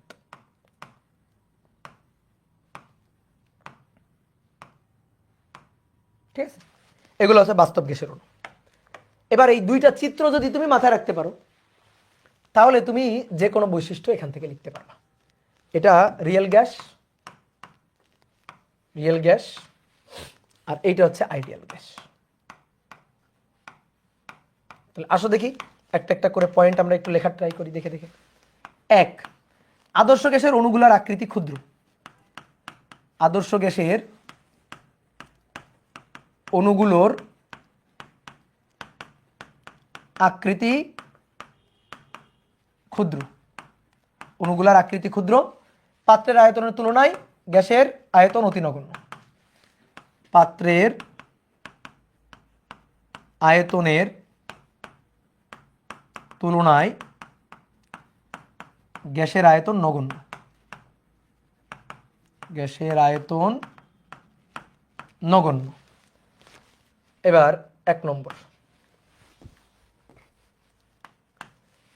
বাস্তব গ্যাসের অণুগুলার আকৃতি ক্ষুদ্র নয়।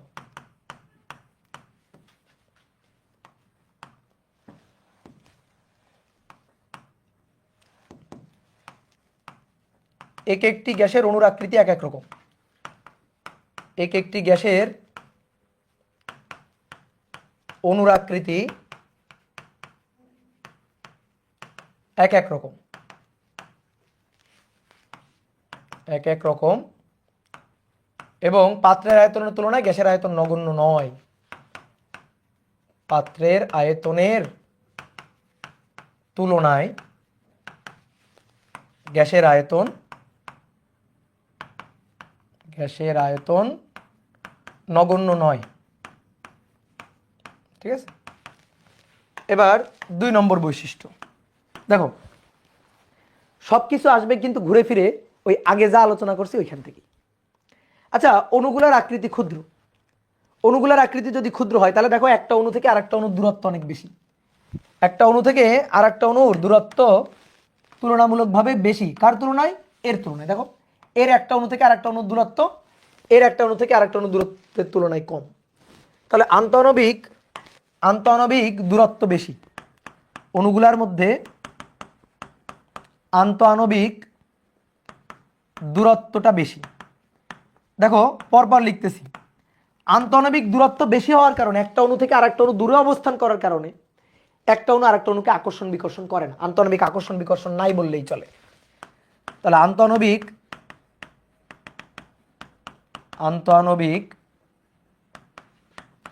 আকর্ষণ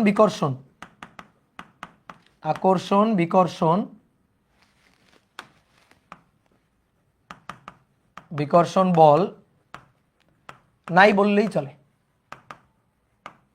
নাই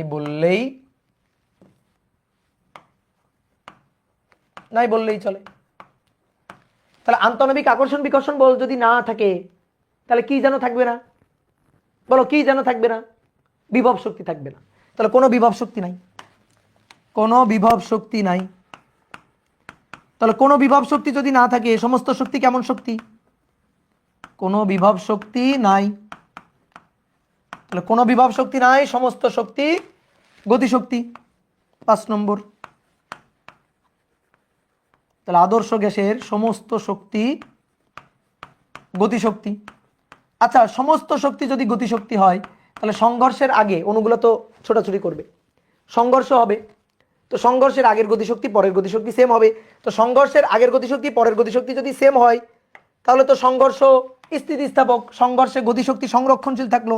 তাহলে সংঘর্ষগুলো হবে, অণুগুলোর মধ্যে যে সংঘর্ষ সেই সংঘর্ষগুলো হবে স্থিতিস্থাপক সংঘর্ষ, সংঘর্ষগুলো হবে স্থিতিস্থাপক সংঘর্ষ। কি কথা কি বুঝলা? সংঘর্ষগুলো কেমন সংঘর্ষ হবে? স্থিতিস্থাপক সংঘর্ষ হবে। এবার সেম একইভাবে এখানে পয়েন্টগুলো লিখে ফেলি। দেখো এগুলো কিন্তু সব সিকোয়েন্স অনুযায়ী আসতেছে, কোনো কিছু মুখস্থ করার না। আসো এখান থেকে যদি দেখে দেখে বলি, এক একটি গ্যাসের অণুর আকৃতি এক এক রকম এবং পাত্রের আয়তনের তুলনায় গ্যাসের আয়তন অতি নগণ্য, অতি নগণ্য নয়। তাহলে যদি নগণ্য না হয় তাহলে দেখো আন্তঃনবিক ফাঁকা স্থান কম, তাহলে আন্তঃনবিক ফাঁকা স্থান কম। তাহলে 2 নম্বর বৈশিষ্ট্য, এখানে যেমন আন্তঃনবিক দূরত্ব বেশি, এখানে আন্তঃনবিক ফাঁকা স্থান কম। আন্তঃনবিক ফাঁকা স্থান কম, আন্তঃনবিক দূরত্ব কম। যেহেতু আন্তঃনবিক দূরত্ব কম তাহলে অণুগুলোর মধ্যে পারস্পরিক আকর্ষণ বিকর্ষণ বল আছে। তাহলে অণুগুলোর মধ্যে আন্তঃনবিক আকর্ষণ বিকর্ষণ বল আছে, আকর্ষণ বিকর্ষণ বল আছে। যেহেতু আন্তঃনবিক আকর্ষণ বিকর্ষণ বল আছে, এই বলের বিরুদ্ধে কাজ করলে বিভব শক্তি জমা হবে। তাহলে এখানে বিভব শক্তি আছে, তাহলে বাস্তব গ্যাসের বিভব শক্তি আছে, বাস্তব গ্যাসের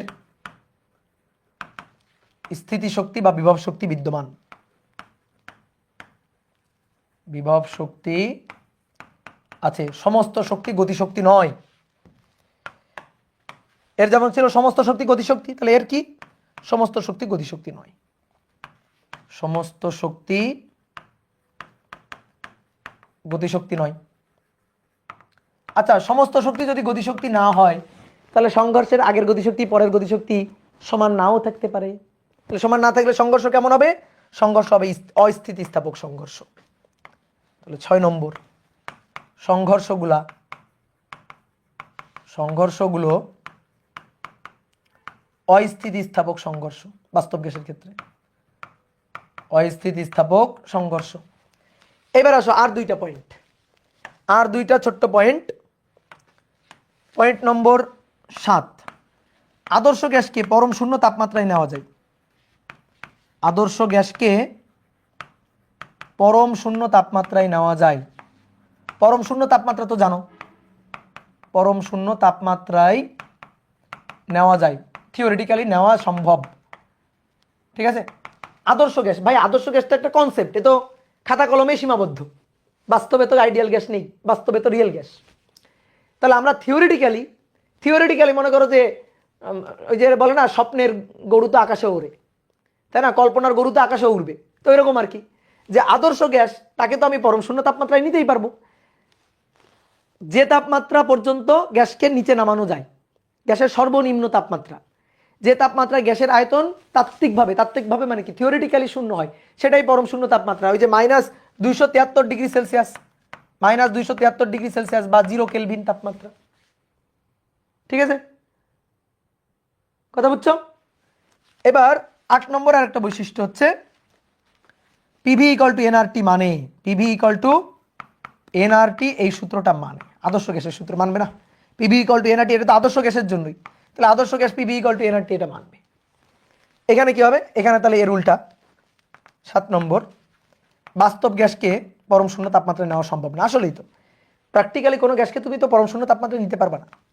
তাহলে বাস্তব গ্যাসকে পরম শূন্য তাপমাত্রায় নেওয়া যায়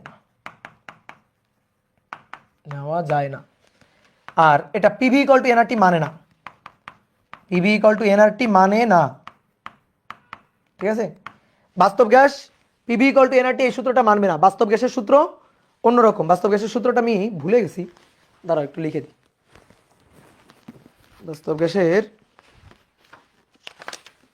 বাস্তব গ্যাসের ক্ষেত্রে এই সূত্রটা হবে পি মাইনাস এন বি, এরকম কিছু একটা, দাঁড়াও দেখি একটু।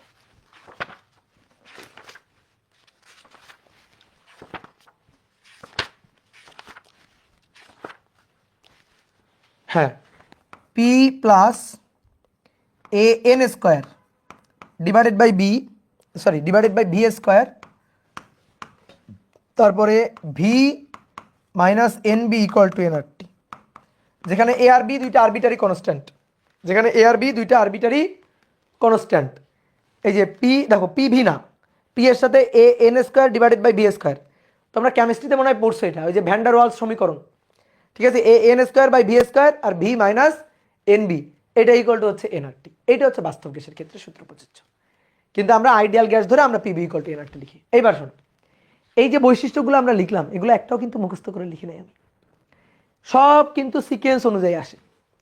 তাহলে তোমাকে 2 মার্কের কোশ্চেন, ধরো 2 মার্কের কি কোশ্চেন করছে, আদর্শ গ্যাসের অণুগুলার মধ্যে সংঘর্ষগুলা কেন স্থিতিস্থাপক সংঘর্ষ। তাহলে তুমি শুরু করবে একেবারে শুরু থেকে, 1 নম্বর থেকে শুরু করবা। ওই যে ছোটবেলায় কুমিরের রচনা পড়ো নাই? কুমিরের রচনা কি, যে কুমির নদীতে থাকে আর কুমির দেখতে কেমন, খাঁচকাটা খাঁচকাটা। তো তোমার এখন যাই আসুক, তোমার এখন কুমিরের রচনা লিখতে হবে। তোমার যাই আসুক, যে কোশ্চেনই আসুক 2 মার্কের কোশ্চেন এই রিলেটেড, তোমার এখন কুমিরের রচনা লিখতে হবে। যেমন ধরো তোমাকে বললো যে সংঘর্ষগুলো হবে স্থিতিস্থাপক আদর্শ গ্যাসের ক্ষেত্রে, এটা ব্যাখ্যা করো। তাহলে তুমি এই যে প্রথম থেকে শুরু করবা। কুমিরের রচনা জানো না?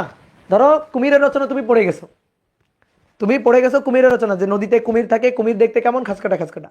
এখন তোমার পরীক্ষায় আসছে কি, পরীক্ষায় আসছে গরু রচনা।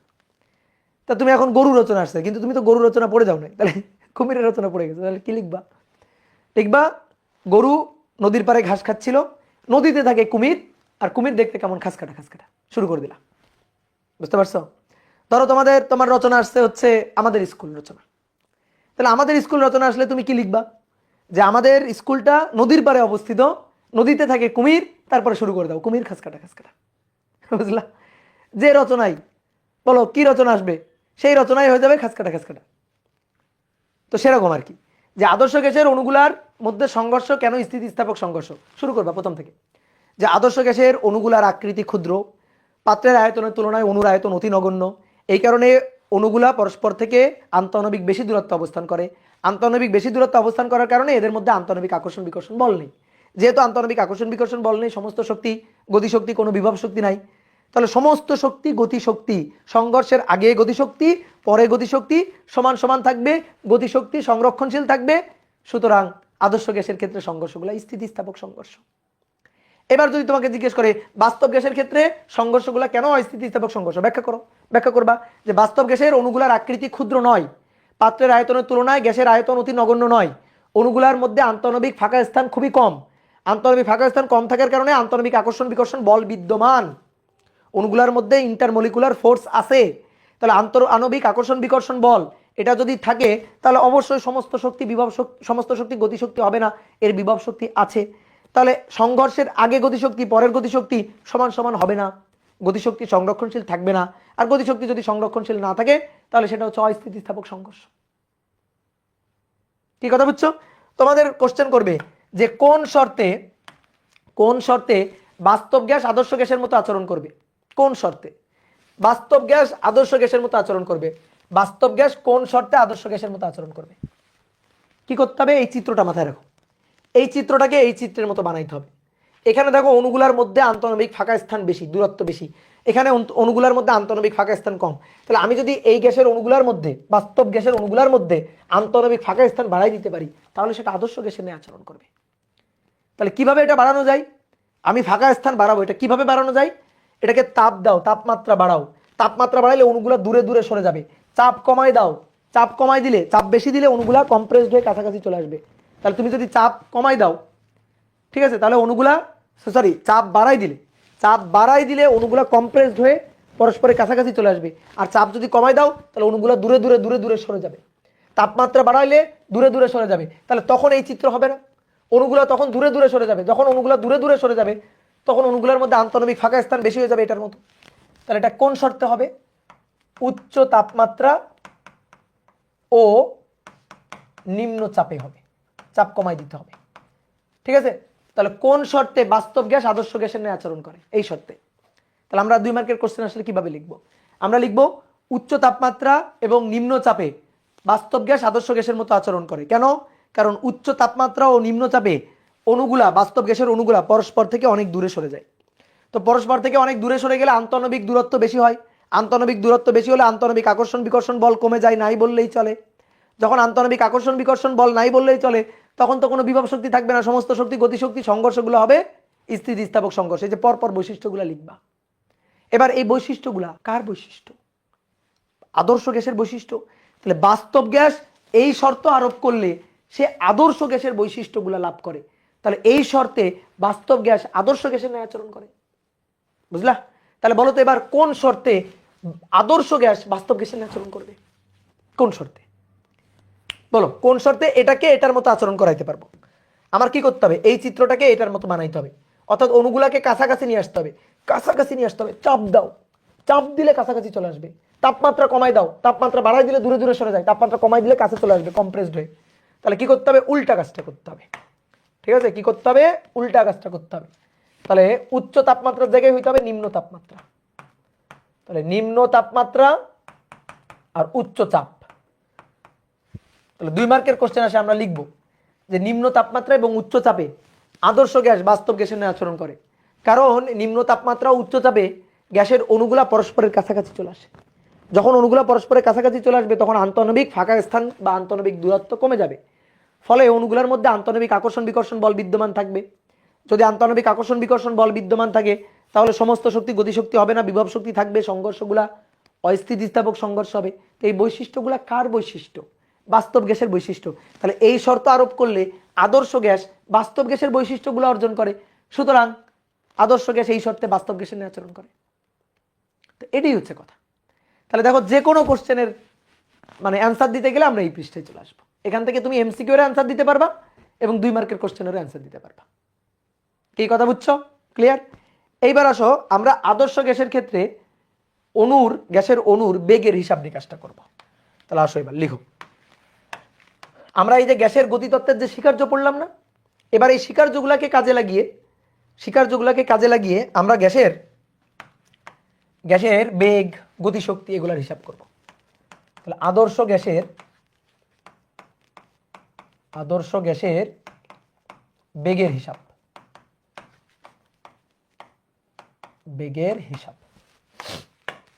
চলো লিখে ফেলি। আদর্শ গ্যাসের বেগের হিসাব করতে হবে।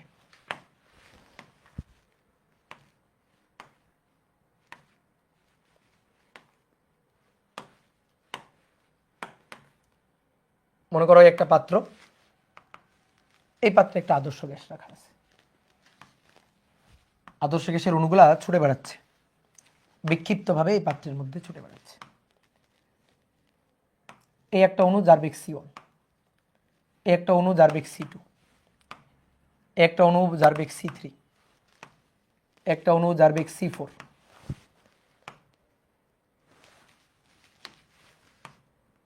এই অণুটার বেগ C5, এই অণুটার বেগ C6। এরকম অণুগুলা এই পাত্রের মধ্যে ছুটে বেড়াচ্ছে।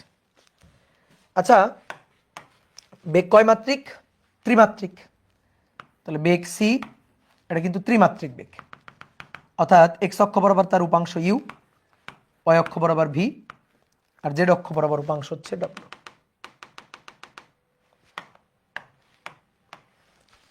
এক্স অক্ষ বরাবর ইউ, ওয়াই অক্ষ বরাবর ভি, আর জেড অক্ষ বরাবর হচ্ছে ডব্লিউ।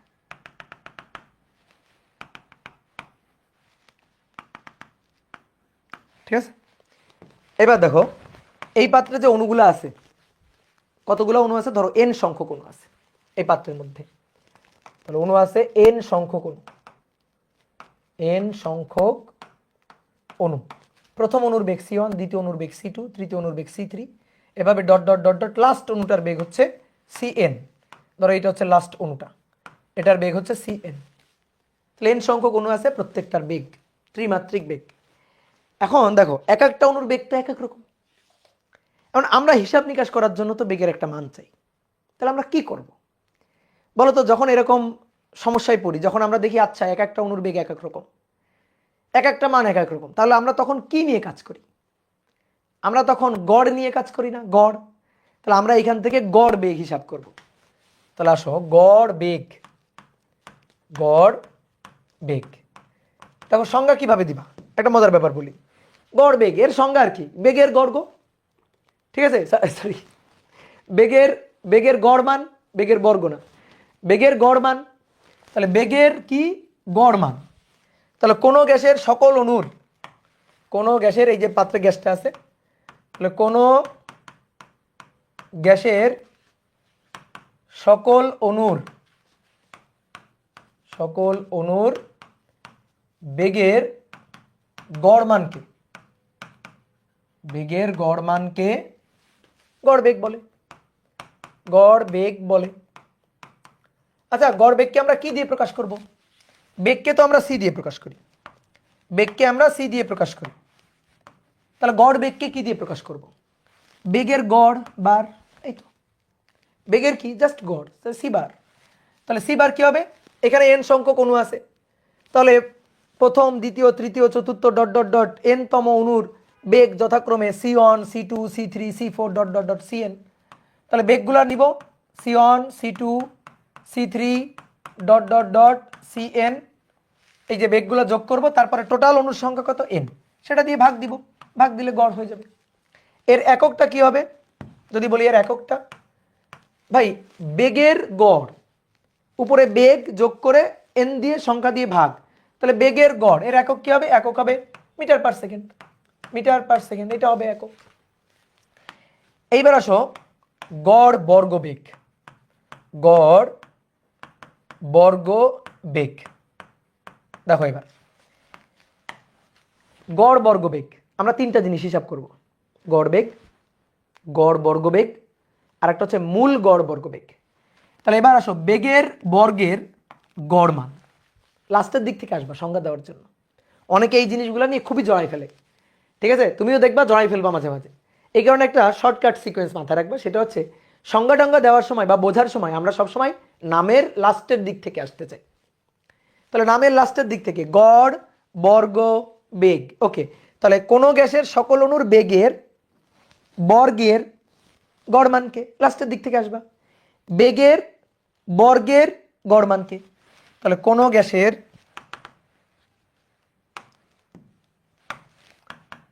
কোনো গ্যাসের সকল অণুর বেগের, বেগের বর্গের,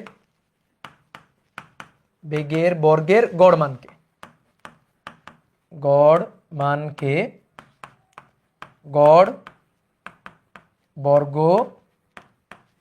বেগ বলে, গড় বর্গ বেগ বলে। তাহলে বেগের বর্গের গড় মান, বুঝলা? বেগের বর্গের গড় মান, ঠিক আছে? তাহলে এবার যদি আমি তোমাকে সূত্রটা লিখতে বলি, কি লিখবা? কিভাবে লিখবা? কি করতে হবে ভাই? বেগের প্রথমে বর্গ করতে হবে। তাহলে প্রথম অণুর বেগ কত? C1, তার বর্গ C1 এর স্কয়ার। দ্বিতীয় অণুর বেগ C2, তার বর্গ C2 স্কয়ার। তৃতীয় অণুর বেগ C3, তার বর্গ C3 স্কয়ার। এবার সবগুলো বেগকে বর্গ করে যোগ করো, যোগ করে ভাগ দাও। কত দিয়ে ভাগ দাও?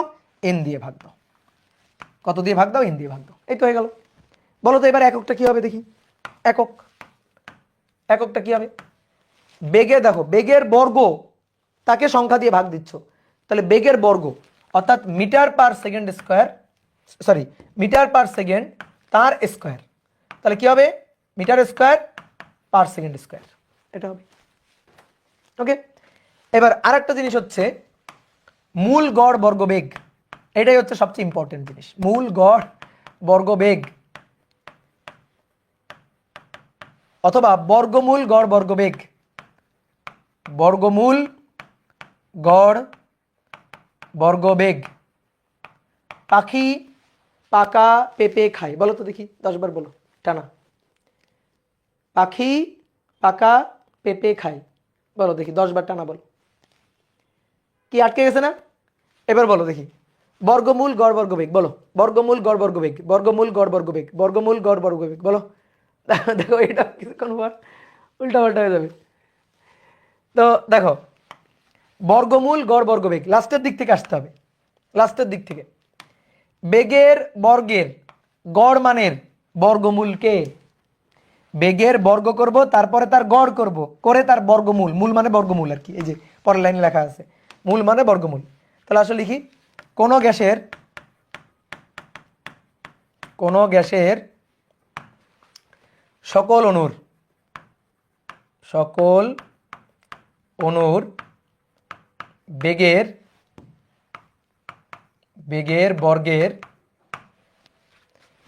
বর্গের গড় মানের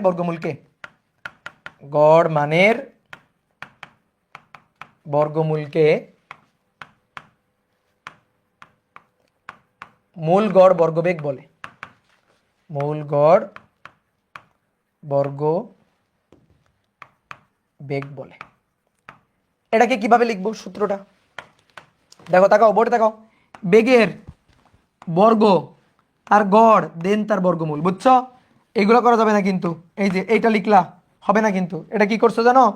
বেগের গড় মান করছো, তারপরে বর্গ করছো, তারপরে বর্গমূল করছো, না হবে না। ভালো করে বুঝো, লাস্টের দিক থেকে বেগের বর্গ করো, বেগের বর্গ, তারপরে গড় করো, তারপরে বর্গমূল করো। তাহলে বেগের বর্গের গড় মানের বর্গমূল, এটাকে বলা হয় সিআরএমএস, বুঝছো? সিআরএমএস, আরএমএস মানে রুট মিন স্কোয়ার, এই যে রুট এম এ মিন মানে গড়, স্কোয়ার, ঠিক আছে স্কোয়ার। তাহলে রুট মিন স্কোয়ার, লাস্টের দিক থেকে আসো, রুট এই যে লাস্টের দিক থেকে স্কোয়ার করবা, লাস্টের দিক থেকে আসবা, স্কোয়ার করবা, মিন গড় করবা, দেন রুট করবা। তাহলে কি করব? প্রথমে স্কোয়ার করবা, আসো C1 square, C2 square, C3 square, dot dot dot dot dot dot CN square, then তাকে ভাগ দিব n দিয়ে। তাহলে বেগের বর্গ করব, তারপরে তাকে n দিয়ে ভাগ দিব, গড় করব, ঠিক আছে? তারপরে কি? তারপরে বর্গমূল। এই যে এবার বর্গমূল চিহ্ন দিয়ে দাও, এই যে বর্গমূল। এটাই হচ্ছে মূল গড় বর্গবেগ। একক কি হবে ভাই? এর এককটা কি হবে? এর একক হবে মিটার পার সেকেন্ড। দেখো বেগের বর্গ করো, তাহলে metre square per second square, তার আবার বর্গমূল করো, তার আবার বর্গমূল করলে কি মিটার পার সেকেন্ড, তাহলে এর এককটা হবে মিটার পার সেকেন্ড। বুঝতে পারছো? সিআরএমএস।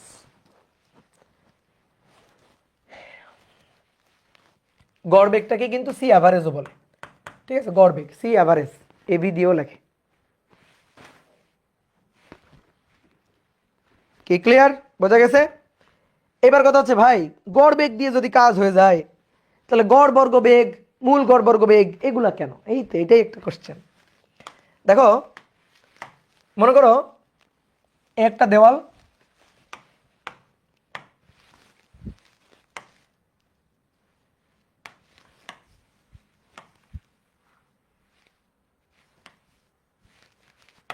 হাত দিয়ে আঁকাই ভালো। মনে করো পাত্রের এই একটা দেওয়াল আর এই একটা দেওয়াল আছে, একটা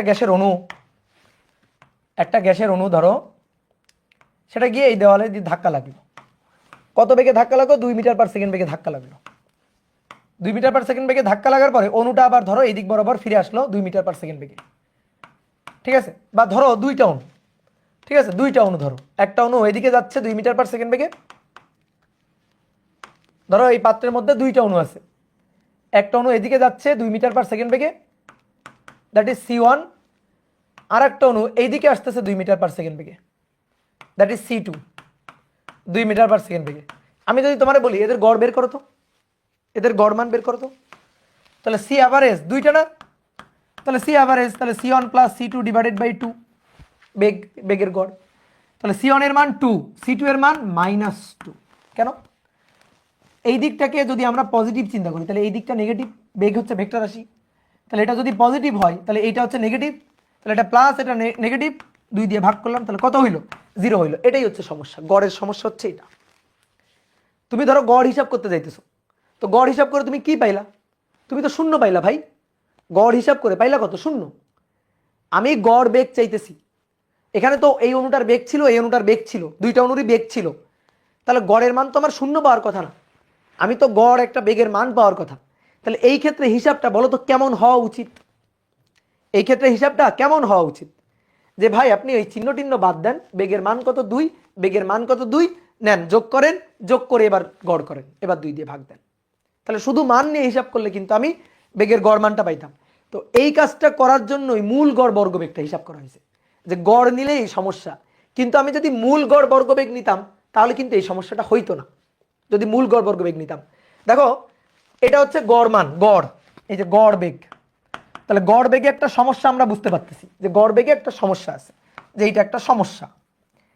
এখন তোমার বলা হইলো যে এই গড় বেগে তো সমস্যা, গড় বেগ করিও না, তুমি গড় বর্গ বেগ করো। তো তুমি তাই করলে, আচ্ছা ঠিক আছে, গড় বর্গ বেগ, গড় বর্গ বেগ করো।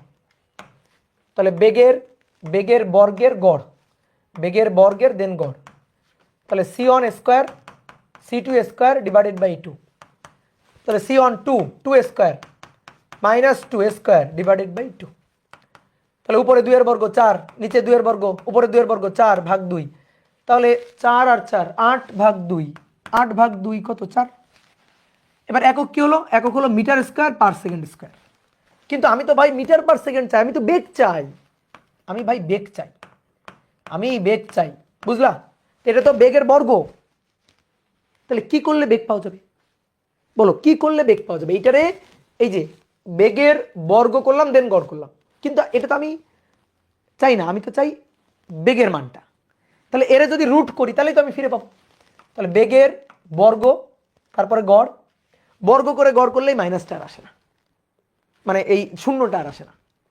যদি আমি বর্গ করি 2 এর বর্গ 4 মাইনাস 2 এর বর্গ 4, তাহলে বর্গ করে গড় করলে এই ঝামেলাগুলো সলভ হয়ে যায়। তাহলে আমরা বর্গ করে গড় করব, কিন্তু বর্গ করে গড় মান এটা তো আমি চাই না, আমি তো বর্গের গড় চাই না, আমি তো বেগের মান চাই। তাহলে ওকে পাপ করছি, এবার পাপ খণ্ডন করো, বর্গমূল করে দাও। ঠিক আছে, এই যে বর্গমূল করে দিলাম, তাহলে এটাই হচ্ছে সিআরএমএস। সিআরএমএস, তাহলে সিআরএমএস হচ্ছে রুট ওভার এই যে c1 square c2 square divided by 2। তাহলে c1 স্কয়ারের মান 2 square c2 square minus 2 square divided by 2 তার রুট। তাহলে দেখো 4 যোগ 4 ভাগ 2 তার রুট, তাহলে 8 ভাগ 2, তাহলে 8 ভাগ 2 মানে 4 তার রুট করলে 2, তাহলে এই যে 2 মিটার পার সেকেন্ড, এককটা কি মিটার পার সেকেন্ড, এই যে বেগটা ফেরত আসছে। তো এই কারণে আমরা এই কাজটা করি। দেখো এরকম রুট মিন স্কয়ার মান অনেক জায়গায় হিসাব করতে হয়, বিশেষ করে এসি কারেন্টের জন্য, AC current, AC voltage, AC current, AC current অথবা এসি ভোল্টেজ, এই এসি ভোল্টেজ এগুলার জন্য সবসময় আরএমএস মান বের করতে হয়। কেন? তোমার আমি একটা এসি ভোল্টেজ দেখাই, একটা এসি ভোল্টেজ দেখাই। এসি কি করে? দিক পরিবর্তন করে, এসি দিক পরিবর্তন করে, এটা ভোল্টেজ, এটা টাইম। শোনো ভোল্টেজটা কেমন হবে? ভোল্টেজটা শূন্যতে শূন্য বা কারেন্ট শূন্যতে শূন্য, টি যখন শূন্য তখন শূন্য। এবার একটু পরে ভোল্টেজ বাড়বে পজিটিভ, তারপরে ভোল্টেজ আরও বাড়বে পজিটিভ, আরও বাড়বে সর্বোচ্চ পজিটিভ, এবার কমতে থাকবে কমতে থাকবে কমতে থাকবে শূন্য, এই যে শূন্য হয়ে গেল। এবার কি হবে জানো? এবার ভোল্টেজটা উল্টা হবে, অর্থাৎ ব্যাটারির আগে ছিল এটা প্লাস এটা ছিল মাইনাস, এবার উল্টে যাবে, উল্টে এটা হবে মাইনাস এইটা হবে প্লাস, এটা হবে মাইনাস এটা হবে প্লাস। ঠিক আছে, উল্টে যাবে। তাহলে উল্টে যদি যায় তাহলে এবার নিচের দিকে, এই যে নিচের দিকে মাইনাস ভোল্টেজ, মাইনাস সবচেয়ে বেশি ভোল্টেজ, তারপর আবার কমতে কমতে শূন্য। তাহলে একটা এসি সোর্সের সাপ্লাই যদি আমি আঁকি, তাহলে এসি সোর্সের সাপ্লাইটা দেখতে এরকম, এরকম মানটা, যে প্রথমে মানটা শূন্য ছিল, তারপরে মানটা আস্তে আস্তে বাড়তে গিয়ে পিক ভ্যালুতে পৌঁছালো, তারপর আবার কমতে কমতে শূন্য হলে বা দিক চেঞ্জ করে বিপরীত দিকে। এখন আমি তোমাকে বললাম যে আচ্ছা ভোল্টেজের মান কত, আমাকে বলো ভোল্টেজের মান কত। এখানে ভোল্টেজের মান কত? দেখো পিক ভ্যালুটা ধরো 5 ভোল্ট, এই যে পিক ভ্যালু, এদিকে -5 ভোল্ট। আমি তোমাকে জিজ্ঞেস করলাম ভোল্টেজের মান কত, আর তুমি আমাকে বলবা ভাই এটা তো এসি ভোল্টেজ, এসি ভোল্টেজ দিক পরিবর্তন করতেছে এবং এক এক সময় মান এক এক রকম। আমি আপনাকে পিক ভ্যালুটা বলতে পারি, শীর্ষ মানটা বলতে পারি। শীর্ষ মানটা কত? শীর্ষ মানটা হচ্ছে 5। তাই আমি বললাম না আচ্ছা সবসময় কি শীর্ষ মান ছিল? তুমি বললাম ভাই না, সবসময় শীর্ষ মান ছিল না। শীর্ষ মান শুধু এই একটা পয়েন্টে আর এই একটা পয়েন্টে, এই যে শীর্ষ মান, ঠিক আছে, পজিটিভ পিক নেগেটিভ পিক, কিন্তু এছাড়া বাদবাকি সময় শীর্ষ মান থেকে কম ছিল, কখনো শূন্য ছিল, এই পয়েন্টে মান শূন্য, এই পয়েন্টে মান শূন্য ছিল। তা আমি বললাম আচ্ছা আমরা যখন হিসাব নিকাশ করব, ধরো পাওয়ারের হিসাব নিকাশ করব যে P equal to I square R, তার আয়ের মান বা ভি এর মান আমরা কোনটা বসাবো, এই যে তখন আমরা সমস্যায় পড়ে গেলাম যে আমরা কোনটা বসাবো। তো তখন কেউ কেউ বললো যে ভাই একটা কাজ করি আমরা গড় মান বসাই। তো গড় মান বসাইলে যদি গড় আমরা হিসাব করি, একটা পূর্ণ চক্রের গড় হিসাব করি, তাহলে ভাই শূন্য আসে। কেমনে? এ দেখো এইটুকু যতটুকু পজিটিভ মান, এই পোর্শনে নেগেটিভ হাফ সাইকেলে ততটুকু নেগেটিভ মান। একটা পূর্ণ সাইকেল, তার positive half cycle, negative half cycle, half cycle, half cycle. তাহলে এই হাফ সাইকেলে মানটা পজিটিভ, দেখো ক্ষেত্রফলটা উপরে পজিটিভ, আর এই নেগেটিভ হাফ সাইকেলে মান কি নেগেটিভ। এবার সব তুমি যদি যোগ করো, যোগ করে তুমি যদি গড় করো, তুমি তো শূন্য পাবা। তাহলে তো কারেন্টই যায় নাই, তাহলে তো কারেন্টই যায় নাই, তাহলে তো কোনো ভোল্টেজই নাই। তাহলে আমরা এটা করব বলো তো? এই যে আমরা যদি এইটা আর এইটা যোগ করে দিয়ে গড় হিসাব করি, যে গড় মান, গড় কারেন্ট ধরো আই বার, অথবা গড় ভোল্টেজ, ঠিক আছে, এগুলো যদি আমরা হিসাব করি আই বা ভি, আই অথবা ধরো ভি, ভি বার, এগুলো যদি আমরা কোনোটা হিসাব করি তো ভাই জিরো পাবো। তাহলে এই কারণে আমরা কি করি জানো, এই ক্ষেত্রে আমরা বর্গ করি। বর্গ করলে সুবিধাটা কি দেখো, যদি বর্গ করা হয়, এইটারে বর্গ করো ভাই, এটারে বর্গ করলে পজিটিভ, এই যে পজিটিভ বর্গ করলাম, বর্গ করলে পজিটিভ। এটা নেগেটিভ ছিল, এটারও বর্গ করো, এটারও বর্গ করলাম, বর্গ করলে এটাও হইল পজিটিভ, দুইটাই পজিটিভ মান আসলো। এবার এই দুইটারে যোগ করো, যোগ করে এই দুইটার বর্গের গড় বের করো। তুমি বলো এই দুইটার বর্গের গড়, বর্গের গড় যদি আমরা বের করি তাহলে কি এবার জিরো আসবে? আমি এটাকে বর্গ করছি, এটাকে বর্গ করছি, এবার দুটার বর্গের, বর্গের গড় করো, বর্গমানের গড় করো, এবার কি শূন্য আসবে? না।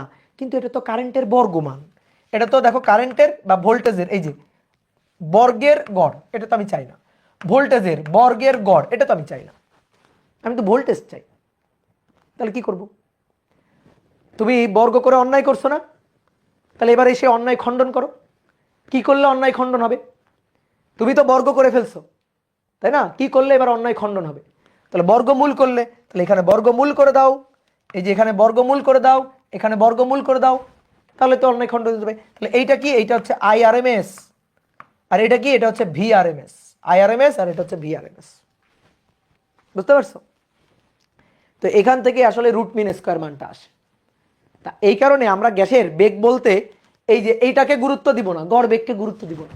বলো আমরা কোন বেগটাকে গুরুত্ব দিব? আমরা গুরুত্ব দিব হচ্ছে মূল গড় বর্গবেগটাকে গুরুত্ব দিব। ঠিক আছে, মূল গড় বর্গবেগটাকে আমরা গুরুত্ব দিব। ঠিক আছে, তাহলে একজন বলছে প্লাস মাইনাস আসে কিনা, হ্যাঁ প্লাস মাইনাস দিলে তো দিতে পারো, কিন্তু আমরা সবসময় মান নিয়ে, পজিটিভ মান নিয়ে কাজ করবো। তাহলে এবার আসলে একটা প্রবলেম সলভ করো তো। কোনো একটি গ্যাসের, কোনো একটি গ্যাসের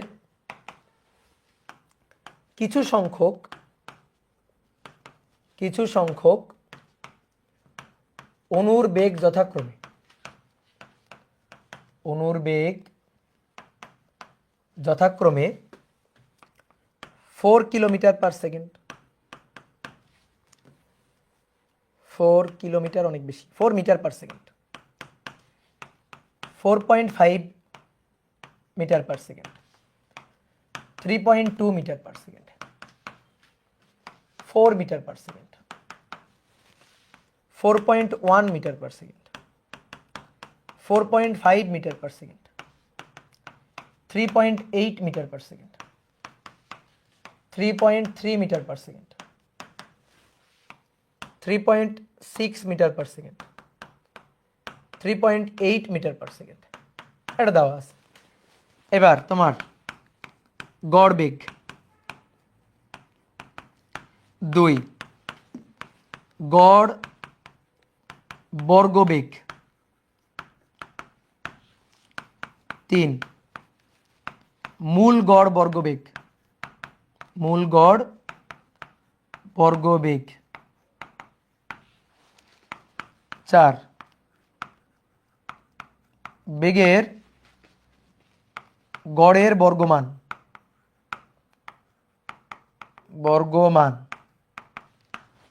5, বেগের বর্গের বর্গমূলীয় মান নির্ণয় করো। এই কটা হিসাব আমাদের করতে হবে, ঠিক আছে? তো চলো, এটাই লাস্ট ম্যাথ, দেখি পারি কিনা আমরা। গড় বেগ বের করতে বলছে 1 নম্বর গড় বেগ, সি অ্যাভারেজ বা সি বার, তাহলে C1 plus C2 plus dot dot dot dot CN divided by N। বসাও, এবার বসাও এখানে 4 প্লাস 4.5 প্লাস, এগুলো কোনো ম্যাথ হলো? এগুলো তো 9 10 ম্যাথ। 3.2 প্লাস 4, অথবা একটা কাজ করতে পারো, 4 এর সাথে 2 গুণ দিয়ে দিতে পারো, কারণ 4 আছে কয়টা? একটা, দুইটা 4 আছে, তাহলে 4 গুণ 2 ও দিতে পারো, অথবা তুমি 4 লিখলে লিখবা, সমস্যা নেই। 4.1, তারপরে 4.5 আরও একবার আছে, তাহলে 4.5 ইন্টু 2 ও দিতে পারো, বা 4.5 লিখলা, 4.5, 3.8, 3.3, 3.6, 3.8, 3.6 অ্যান্ড 3.8 যোগ করে ভাগ দাও, ঠিক আছে? যোগ করে কয়টা? 1 2 3 4 5 6 7 8 9 10টা, 10 দিয়ে ভাগ দিবা, দেখি গুনি, 1 2 3 4 5 6 7 8 9 10টা, 10 দিয়ে ভাগ দিবা। তাহলে বলো তো এটা কত আসছে? 3.88। ওকে, তাহলে 3.88 মিটার পার সেকেন্ড, ডান। এবার 2 নম্বর, বলো 2 নম্বর কি বলছে? গড় বর্গবেগ নির্ণয় করো। গড় বর্গবেগ, বেগের বর্গের গড় মান, গড় বর্গবেগ। তাহলে এবার বেগের বর্গের গড় মান, 4 আছে কয়টা? 4 একটা, দুইটা, তাহলে 2 4 স্কোয়ার, বুঝছো? 4 স্কোয়ার মানে 2 4 স্কোয়ার। 4.5 কয়টা? 4.5 আর নেই, 4.5 দুইটা, তাহলে 4.5 স্কোয়ার ইন্টু 2 বা 2 4.5 স্কোয়ার, ঠিক আছে? সূত্র আর লিখলাম না, নাকি সূত্র লিখতে হবে? সূত্র লিখতে হবে, বেগের বর্গের গড় মান, বেগের বর্গের গড় মান। তাহলে এখান থেকে 2 4 স্কোয়ার, 2 4.5 স্কোয়ার, 3.2 একটা, তাহলে 3.2 স্কোয়ার, 4 4 4 4 4 তো নিয়ে নিয়েছি, 4.1 একটা, তাহলে 4.1 স্কোয়ার, 4.5 একটা, 4.5 এর স্কোয়ার, 3.8 দুইটা, তাহলে 2 ইন্টু 3.8 তার স্কোয়ার, প্লাস 3.3 একটা অ্যান্ড 3.6 একটা, তার স্কোয়ার করে 10 দিয়ে ভাগ করো। কত আসছে এটা? 15.228, 15.228 একক ঠিকভাবে লিখবা, metre square per second square. এর এবার বর্গমূল করে দাও, তাহলেই কাজ শেষ। 3 নম্বর, বেগের বর্গের গড় মানের বর্গমূল, CRMS root over C1 square C2 square dot dot dot CN square divided by ভাগ হচ্ছে N, তাহলে এই যে এই মানটা আছে না, তার বর্গমূল করে দাও। 15.228, দেখো কত আসে? 3.09 এত মিটার পার সেকেন্ড, বুঝছো? এবার বাকি দুইটা করো তো। মূল গড় বর্গবেগ গেল, এবার বেগের গড়ের বর্গমান করো তো। এটা বেগের গড়ের বর্গমান, বুঝো? বেগের গড়ের বর্গমান বলো। 4 নম্বর, বেগের গড় আগে, দেন বর্গমান। তাহলে বেগের বর্গের গড় মানে বেগের গড়ের বর্গমান, বেগের বর্গের গড় না, কিন্তু ভালো করে বুঝিও, বেগের বর্গের গড় না, এটা চাইনি, কিন্তু বেগের গড়ের বর্গমান চাইছে। তাহলে বলো কিভাবে করব? C1 C2 C3 dot dot dot dot CN divided by N, এটা হচ্ছে বেগের গড় মান। তাহলে বেগের গড় মানের বর্গ করো, বেগের গড়ের বর্গ, বেগের গড় তার বর্গ, অর্থাৎ এই যে মানটা 3.88 তার স্কোয়ার, বুঝছো? 3.88 তার স্কোয়ার, তাহলে 15.05 একক কি হবে? Metre square per second square. Clear? এবার পরেরটা পড়ো, বেগের বর্গের বর্গমূলীয় মান। কি করবা এটা বলো? বেগের বর্গের বর্গ বেগের বর্গের বর্গমূলীয় মান, বেগের বেগের বর্গের বর্গের ঠিক আছে বর্গমূলীয় মান, বেগের বর্গের বর্গমূলীয় মান এটা। তাহলে বেগের বর্গ করব, তারপর তার বর্গমূল করব। বেগের বর্গ করব, তারপর তার গড় কই, বেগের বর্গের গড়ের, এখানে একটা কথা মিস গেছে, সরি, বেগের বর্গের গড়ের, এই যে গড়ের এই কথাটা মিস গেছে, এটা একটু লিখে নাও। বেগের বর্গের গড়ের বর্গমূলীয় মান, তাহলে বেগের বর্গের গড়ের বর্গমূলীয় মান, তার মানে তো সিআরএমএস, এটা তো ভাই সিআরএমএসই, ঠিক আছে। তো এর কারণে নাম আর দেখো এইটা এইটার এটা একই জিনিস, তো নামগুলো একটু দেওয়া হয়েছে এমনি, মূল গড় বর্গ বেগ, বেগের বর্গের গড় মানের বর্গমূল, এটাও তো তাই, বেগের বর্গের গড় মানের বর্গমূল, একই তো কথা। তাহলে এটাই তো সিআরএমএস, সিআরএমএস। তাহলে এগুলো বুঝে নিতে হবে আর কি, একটু বুদ্ধি খাটায়। মুখস্থ করলে তুমি ভুলে যাবা, মুখস্থ করবা না, তাহলে মুখস্থ না করলে তুমি পারবা, কিন্তু মুখস্থ করলে তুমি ভুলে যাবা, বুঝতে পারছো? এই ঠিক আছে ভাই। লাস্ট ক্লাসের 2টা ম্যাথ পারি নাই, কেন 2টা ম্যাথ পারো নাই? 2টা ম্যাথ তো সহজ, কেন পারো নাই? আচ্ছা পরের দিন করে দিব, নেক্সট যখন ম্যাথ করবো, ম্যাথের যে ক্লাস হবে ওই 2টা ম্যাথ করে দিব, সমস্যা নেই। মুখস্থ না করলে মনে থাকে না, তুমি তাহলে পাগল, তুমি একটা চরম পাগল।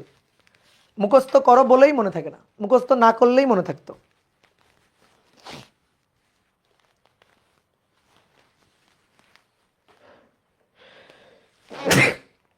সরি, ওকে। আচ্ছা যেগুলো পারো নাই, যেগুলো আর কি হোমওয়ার্ক দিয়েছিলাম 3টা ম্যাথ, ওটা আমি করে দিব, সমস্যা নেই, ওটা নেক্সট দিন যেদিন ম্যাথ করাবো করে দিব। ওকে, তাহলে আজকে এই পর্যন্ত, টাটা, ভালো থাকো।